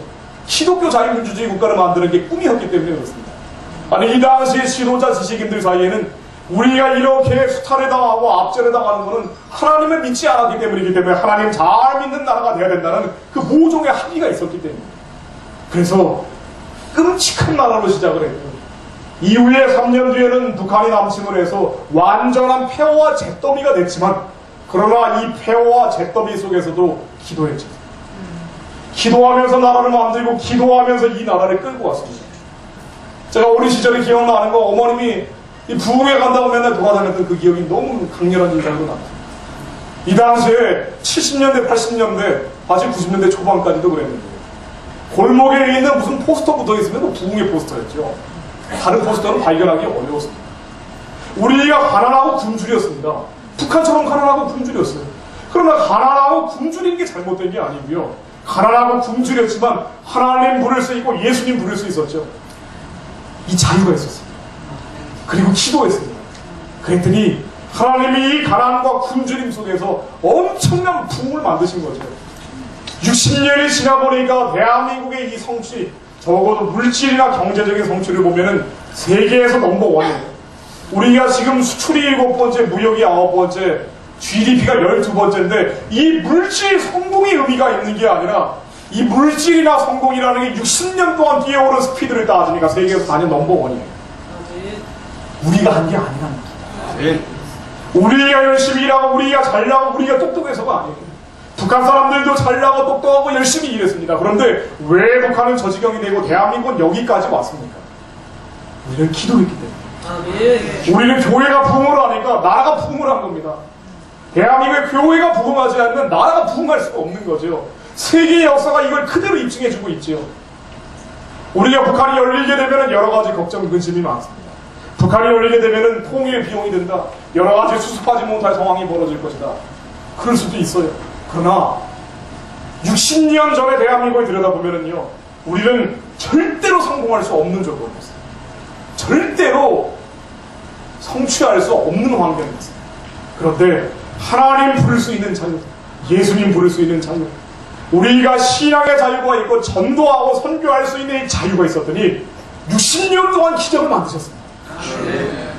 북한이 열린 다음에 두려워하지 마십시오. 이 자유만 있습니다. 하나님, 예수님 부를 수 있는 자유가 북한 땅에만 회복이 되면은요, 대한민국 60년의 기적이 북한에도 똑같이 벌어질 겁니다. 남한의 60년 동안 기적이 북한 땅에 훨씬 더 거룩하고 훨씬 더 원대한 형태로 훨씬 더 그랜드한 디자인으로 북한 땅에 만들어질 겁니다. 우리가 이걸 믿어야죠. 60년 동안 대한민국에서 보여주셨던 하나님의 기적, 60년 동안 광야에서 만나도 먹고 메추라기도 먹었는데 우리가 이 기적을 끝없이 맛보면서 여기까지 왔는데, 그런데 왜 우리가 요단강 건너서 젖과 꿀이 흐르는 땅으로 들어가지 않으려고 합니까? 우리가 믿어야 돼요. 북한 사람들을 자유케 하는 하나님과의 이 약속처럼 대한민국을 만들었기 때문에 이 남북 통일 세계 평화, 북한을 열고 땅끝까지 복음을 전하겠다는 하나님과의 약속을 맺듯이 우리 건국의 아버지들이 이 나라를 세웠기 때문에 우리가 이 약속을 이루면요, 하나님께서 북한을 열고 땅끝까지 복음을 전하기 위한 모든 물질과 축복도 다 허락해 주실 거예요. 아멘. 우리가 이걸 믿어야지. 아멘. 우리가 바로 요단강 눈앞에 있습니다.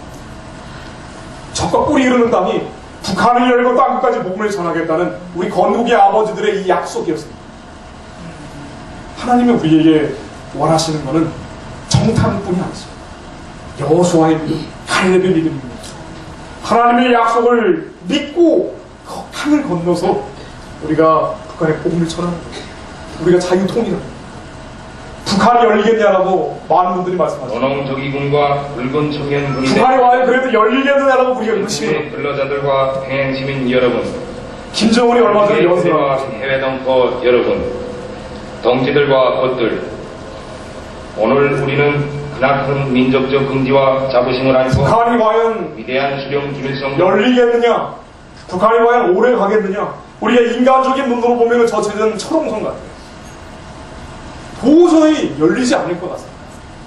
그러나 제가 이걸 가지고 말씀을 드려도 한 2시간 넘게 말씀드릴 수 있어요. 북한의 미래가 어떻게 가겠느냐.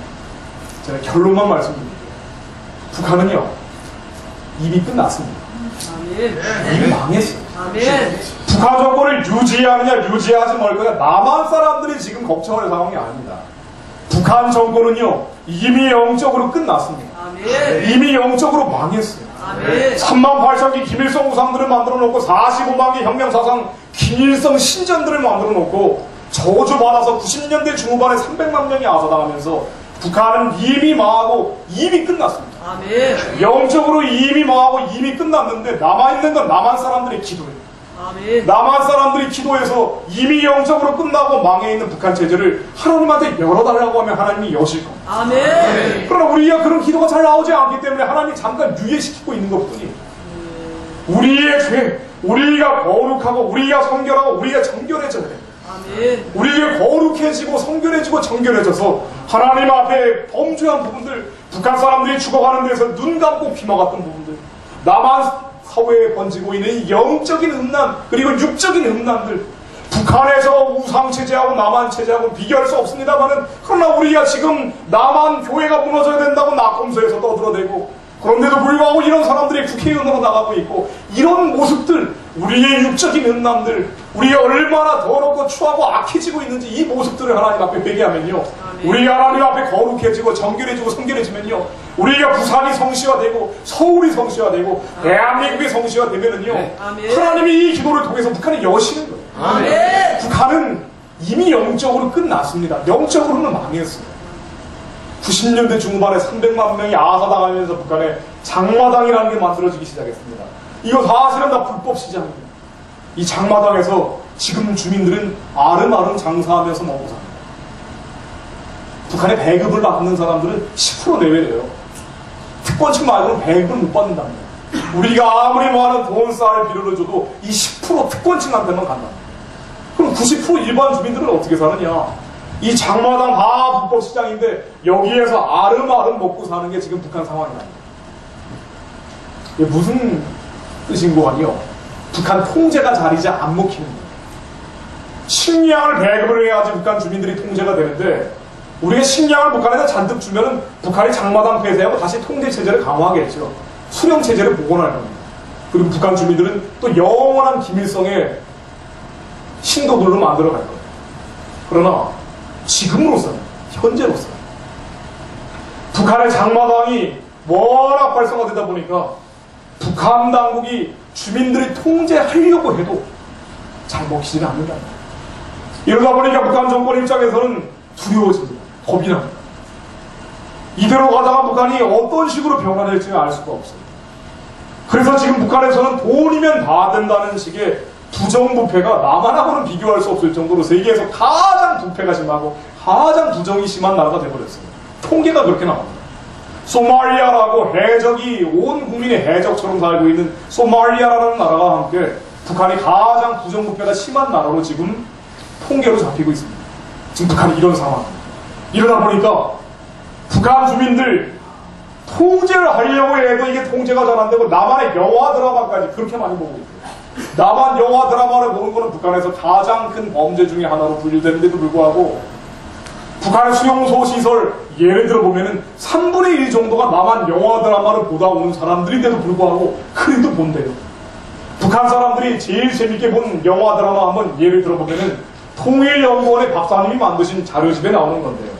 남한에 와 있는 탈북자 가운데 샘플로 몇 사람들을 테스트를 해봤더니 조사를 해봤더니 북한에서 남한 영화 드라마를 봤습니까? 라고 물어본 결과 적어도 이 리서치 결과에 따르면 모두 다 봤다고 나오는데 그 중에 34%는 매일매일 봤다고 나옵니다. 그렇게 심하게 처벌을 하는데 봤다는 거예요. 남한 영화 드라마. 남한에 계신 사람들도 남한에 있는 사람들도 남한 영화 드라마를 매일매일 보기는 쉽지가 않습니다. 근데 북한 사람들도 이렇게 본대요. 북한 사람들 이 리서치 결과에 따르면 제일 재밌게 본 드라마가 가을동화 천국의 계단이 얘기가 나오거든요. 영화 중에는 제일 재밌게 본 게 장군의 아들하고 올감이라는 영화가 나오거든요. 올감이가 공포 영화인데 한번 보면 한 이틀은 저희 잠이 잘 안 올 정도로 끔찍한 영화예요, 사실. 그냥 볼 거 안 볼 거 다 보고 있다는 얘기예요. 사실은 지금 북한 상황은요, 주민들이 워낙 60년 동안 엄격한 통제를 당하고, 그리고 90년대 중후반에 300만 명이 굶어 죽고, 내가 안 죽었으면 내 아버지, 어머니, 가족 중에 한 명은 굶어 죽었다는 얘기예요. 이러다 보니까 이대로는 안 된다는 생각들이 북한 주민들 사이에 걷잡을 수 없을 정도로 번지고 있다는 얘기예요. 지금 북한에서 핸드폰 사용하는 사람 공식적으로 100만 명이 넘어섰습니다. 이 시간이 지나면 스마트폰으로도 바뀔 거예요. 그러면은 김일성이 5살 때부터 나뭇잎 타고 대동강 건넜다는 교과서에 나오는 이런 얘기들이요, 북한에서는 이제 안 먹히게 된다는 거예요. 사실은 북한이 얼마 남지 않았어요. 남은 거는 남한 사람들의 의지와 기도입니다. 남한 사람들이 북한 사람들을 폭력이나 원력이나 무력을 쓰는 게 아니고요. 북한 사람들이 장군의 아들 올감이 같은 영화를 본다는데 사실은 남한에서 예배드리는 거, 기도하는 거, 찬송하는 거, 찬양하는 거, CD로 만들고 USB에 담고 외장하드에 실어가지고요, 북한의 풍선으로 발에 밟힐 정도로 날려버리기 시작하면요, 북한에서 변화가 일어나게 돼 있습니다. 예를 드는 겁니다. 우리가 100배 이상 북한보다 잘 살고 있기 때문에 북한을 평화적인 방법으로 변화시킬 수 있는 수단이 너무나 많아요. 폭력이나 완력이나 무력을 쓰는 게 아니라 평화적인 방법으로 북한을 변화시킬 수 있는 수많은 수단을 가지고 있습니다. 북한의 마음으로부터의, 안으로부터의 능력입니다. 제가 책 제목을 북한을 선점하라고 제목을 잡았는데 이거 북한을 탱크 몰고 들어가라는 얘기가 아니에요. 북한 사람들의 마음을 선점하라는 얘기죠. 북한 사람들의 영혼을 선점하라는 얘기입니다.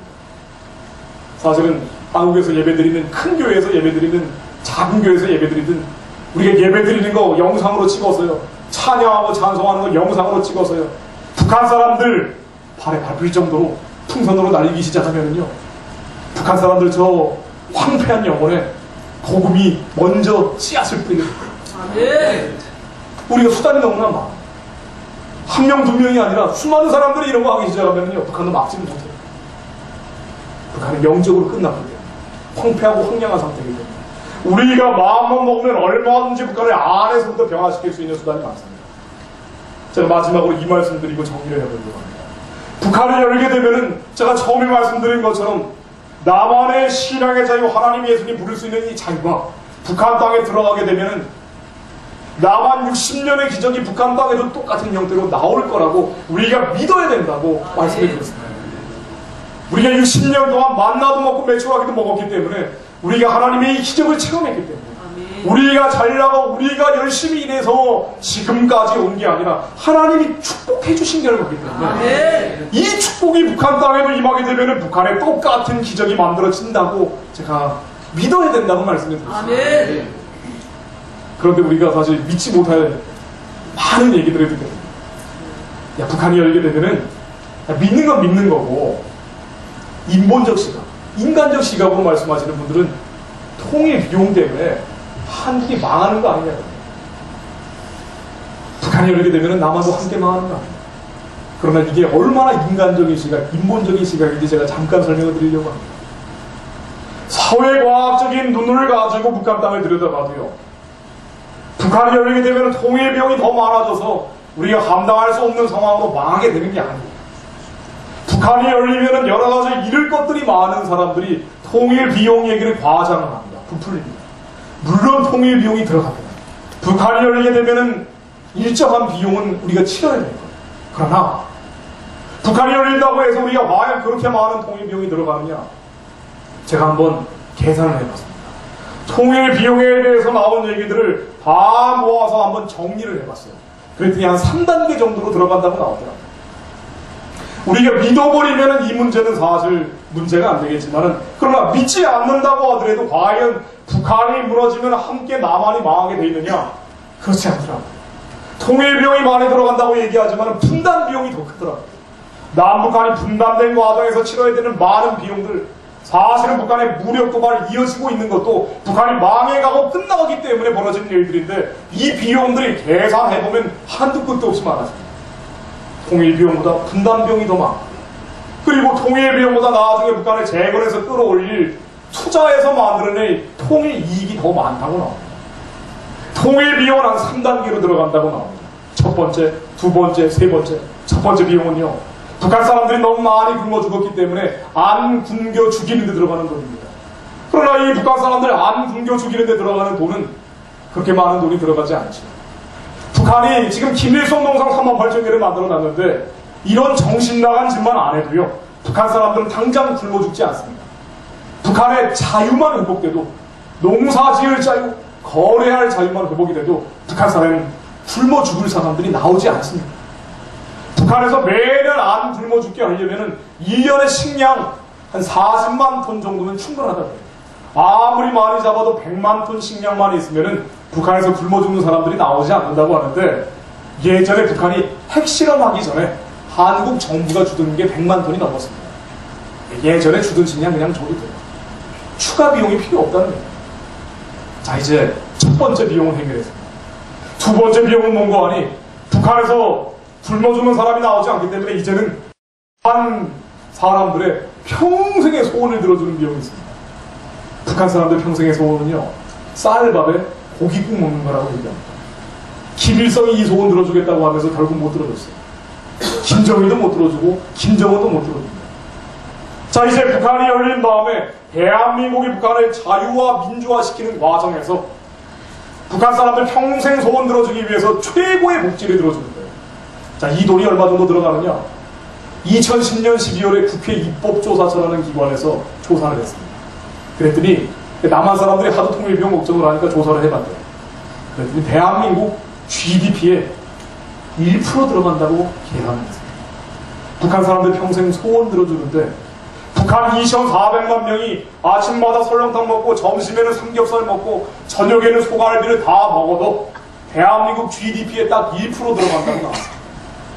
GDP 1%는 어느 정도 되는 돈이고 하니, 97년도에 한국이 IMF 외환 위기를 겪었을 때 GDP가 40% 떨어졌습니다. 2년 만에 극복을 했죠, 우리가. GDP 1%는 돈이라고 볼 수가 없습니다. 자, 이제 마지막 세 번째 비용. 요 비용 때문에 사람들이 걱정을 하는데, 요 비용이 뭐냐? 요 비용은 이제 북한 사람들이 굶어 죽지도 않고 평생 소원도 들어줬기 때문에 남한 사람들의 국민적 합의에 따라서 장기적인 시간에 걸쳐서 북한에 투자하는 겁니다. 북한의 공장, 기업, 철기, 도로를 만들고 남한 수준으로 끌어올리는 돈인데, 이 돈은 고무줄이에요. 왜? 북한 사람들 굶어 죽지도 않고 평생 소원도 들어줬기 때문에 이제 한 3년 정도 북한의 관리를 하는, 재건을 하는 기간을 거치면서 남한 수준으로 끌어올리기 위해서 북한에 투자하는 돈은 남한의 능력에 맞춰서 하는 겁니다. 이것은 투자하는 돈이기 때문에 나중에 만들어낼 이익은 반드시 더 많다고 나옵니다. 우리가 통일 비용을 얘기하지만 사실은 분단 비용이 너무 크고요, 나중에 만들어낼 통일 이익이 크기 때문에 우리가 통일을 해야 된다면 써도 되는 돈, 통일 비용보다 통일 이익이 더 많습니다. 우리가 통일 비용으로 남한이 어려워진다고 얘기하는데, 사실은요, 하나님이 북한을 열기 위해 북한 사람들에게 자유와 생명을 주는 이 해방과 구원을 위해서는 돈 걱정하지 말라고 모든 세팅들을 다 한반도에 우리가 모르는 방식으로 해 놓으셨어요. 우리가 북한을 열면 돈이 들어가는 게 아니고 북한의 토지 비용이 있고 북한의 자원 비용이 있습니다. 북한 토지 다 지금 김정은 당이죠. 북한이 열게 되면 북한 주민들한테 싼 값으로 나눠줄 것이고 남한 사람들이 가서 땅 투기하는 게 통일이 아닙니다. 이건 법으로 다 통제되게 돼 있어요. 이거는 잘 모르고 하는 말씀이 있어요. 북한이 열게 되면은 북한의 토지는 북한의 주민들한테 나눠주고 토지개혁을 하겠죠. 그리고 전 세계 기업들, 공장들이 싼 값으로 공장 부지, 기업 부지로 활용을 하기 시작합니다. 북한에서 대대적인 붐이 만들어질 거예요. 그리고 북한에서 지하 자원을 예를 들면은 북한 사람들 자유케 하고 생명을 줄 때 절대 돈 걱정하지 말라고 한반도 지하 자원의 97%를 북한에다 매장을 시켜놓은 게 하나님이 하신 일이에요. 남한은 3%밖에 없어요. 북한을 연다고 돈 걱정하지 마십시오. 북한 지하 자원이 6,983조 원어치로 추정이 되는데 이 지하 자원이 세계적인 수준이에요. 우라늄도 제일 많은 게 북한입니다. 마그네사이트라고 해서 한국이 엄청나게 많이 수입하는 금속인데 북한에 매장되어 있는 마그네사이트가 한국이 매년 수입하는 마그네사이트의 18,000배가 매장되어 있어요. 자유 통일하면 18,000년 동안 마그네사이트는 걱정을 안 해도 됩니다. 북한 지하자원이라는 거는요, 우리가 북한 사람들을 자유롭게 하고 생명을 줄 때 돈 걱정하지 말라고 금도 은도 내 것이니까 너희들이 마음껏 하나님의 일을 하라고 하나님이 매장시켜 놓은 것이라고 저는 믿습니다. 돈, 물질, 금속이 뭐가 의미가 있겠어요. 그런데 우리가 선하고 의로운 일을 하는데 자꾸 돈 걱정하고 물질 걱정하고 자꾸 자원 걱정하니까 이런 걱정하지 말라고 하나님이 아예 미리미리 비밀 계획을 세워놓으신 거예요. 걱정하지 마십시오. 북한이 열리게 되면은 우리가 돈, 물질 때문에 망하는 게 아니고 엄청나게 큰 시장을 만듭니다. 북한의 철길 도로 새로 만들어야 됩니다. 기차도 새로 만들어야 되는데 북한의 기차 제대로 돼 있는 게 하나도 없어요. 이거 새로 만들어야 됩니다. 한국의 철도공사 같은 기업, 코레일 같은 기업은 세상 말로 대박이 나요. 비정규직은요 다 정규직으로 전환됩니다. 지금보다 직원들을 2배 정도 더 뽑아야 됩니다. 남한에서 우리가 앞날이 막막하다, 우리가 희망이 없다, 기회가 없다, 비전이 없다라고 얘기를 하는데 왜 이런 어려움들을, 왜 이런 난관들을 우리가 겪고 있는지 60년 동안 엄청난 축복과 성장과 부흥을 해온 이 나라가 왜 지금 이런 어려움 속에 처하게 되는지 그 이유를 아셔야 돼요. 남한은요 사회과학적인 눈으로 봐도 이미 개발할 만큼 개발했어요. 이미 뽑아먹을 만큼 뽑아먹었어요. 남한은 이제 더 이상 갈 데가 없어요. 그런데 왜 하나님이 남한에 이 정도 자원만 만들어 놓으셨겠습니까? 왜 남한에 이 정도 한계를 설정해 놓으셨겠어요? 북한을 열라는 거예요. 땅 끝까지 복음을 전하라는 겁니다. 하나님의 이 계획, 하나님과 우리 건국의 아버지들이 한 이 약속, 이거를 이루면은 너희들이 지금 당하고 있는 걱정, 근심, 고민은 필요 없다는 거예요. 남한의 청년들이 탄식을 합니다. 남한의 기독교인들이 아주 울고 있어요. 이 땅에는 상승의 사다리가 없다. 양극화가 심해지면서 우리는 이 땅에는 더 이상 기회도 희망도 비전도 없다라고 하는데 왜 이런 어려움을 겪는지 아셔야 돼요. 재벌들이 등쳐서 중소기업한테 나누면 해결됩니까? 강남의 부자 땅 뺏어서 강북 빈민한테 나눠주면 해결됩니까? 한 2년, 3년은 먹고 살지 몰라. 그러나 그 다음에는 다 망합니다. 모든 사회주의 공산들이 제재가 되었습니다. 그러나 우리가 당하고 있는 이 어려움들 우리가 부정할 수는 없어요. 그런데 이 어려움들을 어떤 방식으로 해결하느냐, 우리가 내향적으로 수렴하면서 인간적인 인본적인 방식으로 해결하는 게 사회주의 공산주의예요. 부익부 비일비리 심해지니까 우리가 이 양극화를 해결하기 위해서 가난한 사람들에게 부자 것들 뺏어가지고 나누자는 거예요. 그러나 하나님의 방식은 전혀 다른 방식입니다. 하나님은 땅 끝까지 복음을 전하라고 하셨고 북한을 열라고 말씀하시기 때문에 우리가 북한 사람들에게 자유와 생명을 주면은요 남한에 있는 사람들, 부자들도 잘 되고 가난한 사람들도 잘 되는 거예요. 우리가 서로 미워하고 칭호하고 분노하는 방식으로 해결하는 게 아니라 서로 인정하고 화해하고 서로 사랑하는 방식으로 하나님이 열어주실 겁니다. 남한에서 이 문제를 어떻게 해결할까요? 지금 북한의 땅을 들여다보면은요 북한 있는 산들 다 민둥산이에요. 겨울에는 땔감으로 써버리기 때문에 산에 나무 자랄 틈이 없다고 얘기합니다. 그러나 나무를 만들고 숲 만드는 능력이요 한국의 산림청이 세계 최고예요.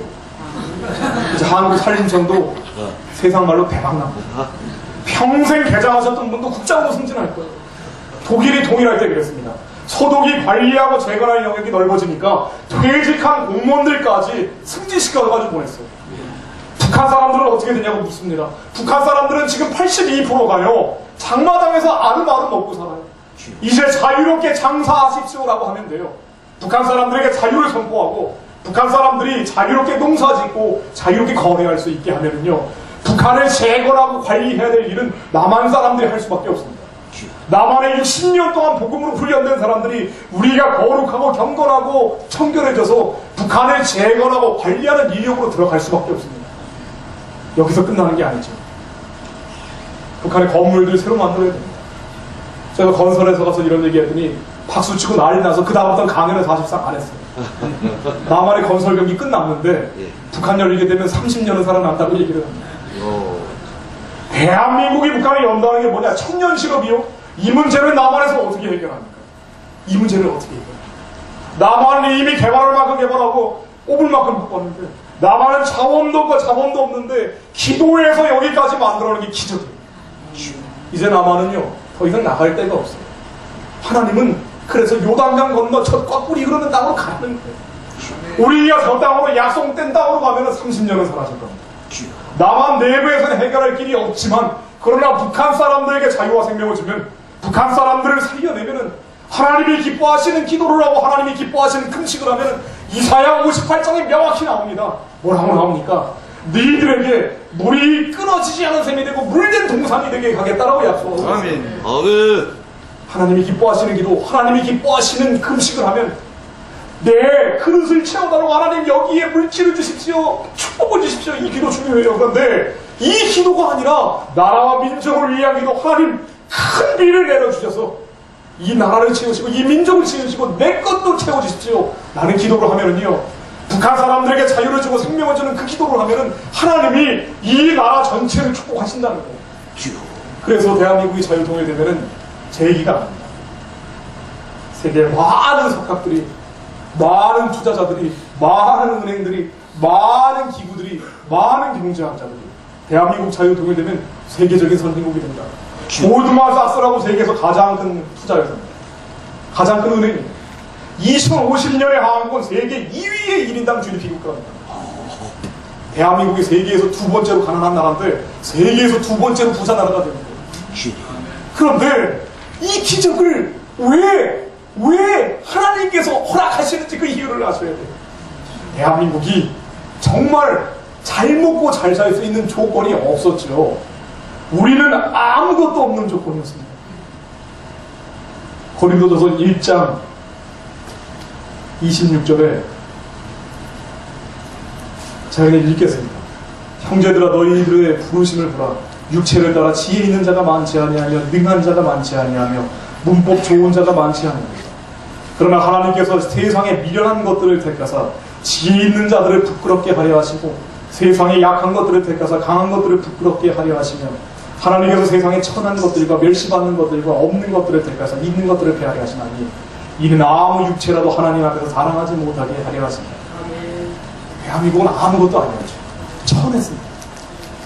아무것도 아니었는데 자원이 많고 물질이 많고 환경이 좋으면 내가 잘 먹고 잘 살게 되고 이 나라가 잘 먹고 잘 살게 된 게 하나님이 아니라 원래 우리가 잘 먹고 잘 살 수 있는 조건이 있었기 때문이다라고 자랑할 것 같으니, 아무것도 아닌 천한 이 나라를 하나님이 기름 부으셔서 만드시고 기도하면서 이 나라를 만들고 기도하면서 이끌고 오고, 우리에게 지금 어려움이 있지만 그러나 기도하면서 이 어려움을 이겨내고 북한을 열고 자유통일 이뤄내면 하나님께서 세계에서 두 번째 가는 나라로 만들어 주신다는, 아무 육체도 하나님 앞에서 자랑하지 못하게 하기 위해서 가장 낮고 천했던 이 대한민국을 여기까지 하나님이 들어 사용하신다는 것을 세계 열방들에게 증거로, 표징으로 보여주고 싶은 겁니다.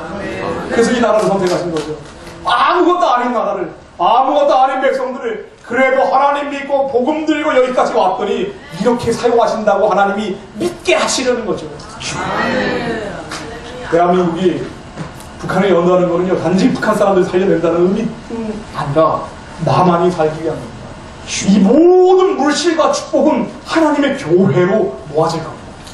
왜? 기독교인들이 기도하면서 북한 사람들 살려달라고 기도해서 이 나라를 만들고 여기까지 끌고 오고 북한의 통일의 주역 역시 건국의 주역이 기독교인들이었던 것처럼 통일의 주역도 기독교인들이 될 수밖에 없어요. 통일의 주역도 교회가 될 수밖에 없습니다. 그래서 만들어진 많은 물질과 축복은 하나님의 교회를 재건하고 하나님의 교회를 높이는데 사용될 겁니다. 그때는요, 외국에 배워서 성경하는 게 아니라 북한은 다 하나님의 영적 갈증 속에서 고통스러워하면서 60년을 보낸 사람들이에요. 북한에서 지하교인으로 훈련받은 사람들도 있을 겁니다. 그때는 그 교회가요, 북한을 열기 위해서 하나님의 교회가 다시 세워질 때 그야말로 대대적인 선교와 부흥이 북한 땅에 만들어질 겁니다. 저는 한국에 있는 이 청년 전도자들한테 이렇게 얘기합니다. 신학생들한테, 여러분들이 남한에서 요즘 청년 전도사 신학생들이 불평불만이 그렇게 많아요.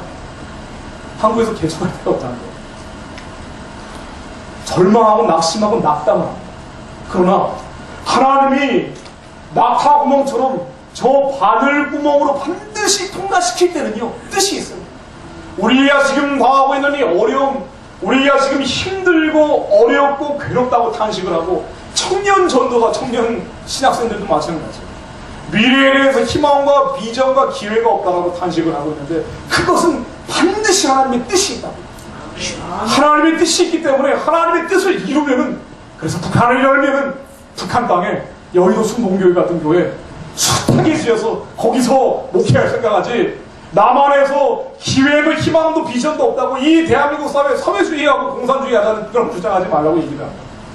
대한민국은 거룩하게 태어났기 때문에 대한민국이 거룩하게 다시 회복되면은요, 부산이 성취가 되고 서울이 성취가 되고 대한민국이 다시 성취가 되면은 하나님이 반드시 북한 땅에 국가 차원의 교회를 만드실 겁니다. 이때가 되면은 남한 사람들, 북한 사람들, 북한의 그 훈련받은 치아 성도들과 남한의 기독 청년들과 그리고 수많은 한반도에 복음 들고 구원받은 이 사람들이 손잡고 저 대륙으로 초원으로 복음 전하러, 전도하러, 선교하러 뻗어가는 날이 오게 될 거예요. 북한이 열린다는 거는요, 저 선교의 문이 북한이라는 인본주의 만번의 땅에서 막혀있다가 이제 본격적으로 석진하게 된다는 걸 뜻합니다. 위에 시크로드에 따라서, 초원의 길에 따라서, 아래 아시아 하이웨이에 따라서 우리 조상들이 놀던 만주 시베리아를 지나 우리 민족이 왔다고 하는 저 북방의 바이카로스까지 우리가 복음 들고 인류 구원을 위해 전도하러 가는 날이 이제 바로 눈앞에 와 있습니다. 북한에 연다는 거는요, 낙심하고 낙망하고 있던 한국의 청년들이 도저히 이 땅에는 비전이 없다라고 탄식하던 청년들이 이제 복음으로 회복되고, 불평불만, 낙심낭망, 절망하는 게 아니에요. 하나님 안에서는 반드시 회복되고 희망과 낙관과 낙심 안에 하나님을 향한 저 거룩한 비전을 가질 수밖에 없기 때문에 북한 사람들에게 자유와 생명을 주기 위한 이 거룩한 비전을 품고 부산에서 시작되는 저 아시아 하이웨이를 따라서요, 쭉쭉 달려가면서 저 초원과 대륙을 향해 영원 구원을 위해 달려가게 될 겁니다. 청년들이 여름 지나서 자라는 겁니다. 너 여름에 뭐 했니? 그러면 나는 부산에서 아시아 하이웨이에 따라서 차 한 대 빌려가지고 한 3일 정도 달려갔더니 알지 못하는 도시가 나오더라. 알지 못하는 도시, 이름도 모르는데 여기서 하룻밤 자고 났더니 그애들이 히말라야가 보이더라. 남한에서는 아무것도 없는 것처럼 내가 낙심하고 낭망했지만 그건 하나님의 뜻을 몰랐기 때문이고, 하나님의 뜻을 따라서 북한 사람들에게 자유를 주십시오, 생명을 주십시오, 38,000개 김일성 동상을 하나님의 교회로 바뀌어지게 해주십시오. 하나님, 북한의 우상체제가 무너져서 하나님 앞에 거룩한 체제가 나오게 해주십시오. 북한 사람들이 이제 하나님 믿고 저 지옥불 끄고 지옥에서 이제 하나님 나라로 들어갈 수 있는 날이 오게 해주십시오. 살아도 지옥, 죽어도 지옥인 저 땅에 하나님의 복음을 이제 선언해 주십시오. 이 기도를 했더니 그 절망적인 상황이었지만 내가 아무것도 아니고 아무런 빛도 보이지 않는 상황이었지만 에스겔의 콜장이 같았지만 그러나 지금 참으로도 저 히말라야까지 와서 저들에게 저 북방의 많은 사람들에게 복음을 전하고 있다. 우리가 만나게 된 저 많은 사람들 청년들이 여름 되면은 차 몰고 시베리아에 가서 복음 전할 겁니다. 기차 타고 유럽까지 가서 복음 전할 겁니다. 그날이 오면은 정말 치약교회입니다.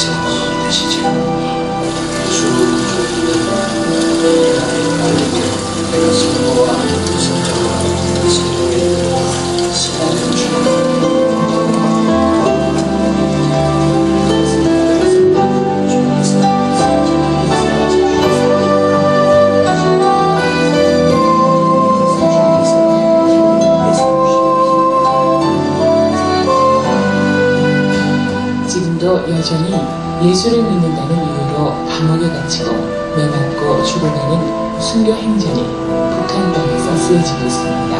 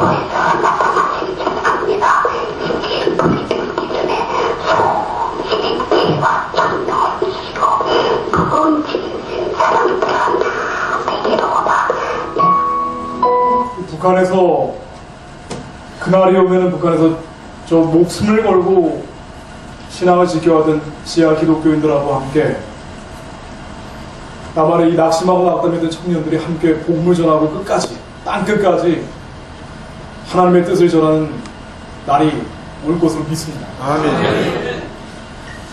우리가 살기 위해 북한 사람들이 살기 위해 7천만이 하나님의 뜻 안에 온전히 서기 위해 우리가 기도해야 될 때라는 말씀을 드리면서 질문을 받아야 되는데 시간이 지났기 때문에 개인적으로 제가 따로 질문을 받고요. 여기서 일단 마무리하겠습니다.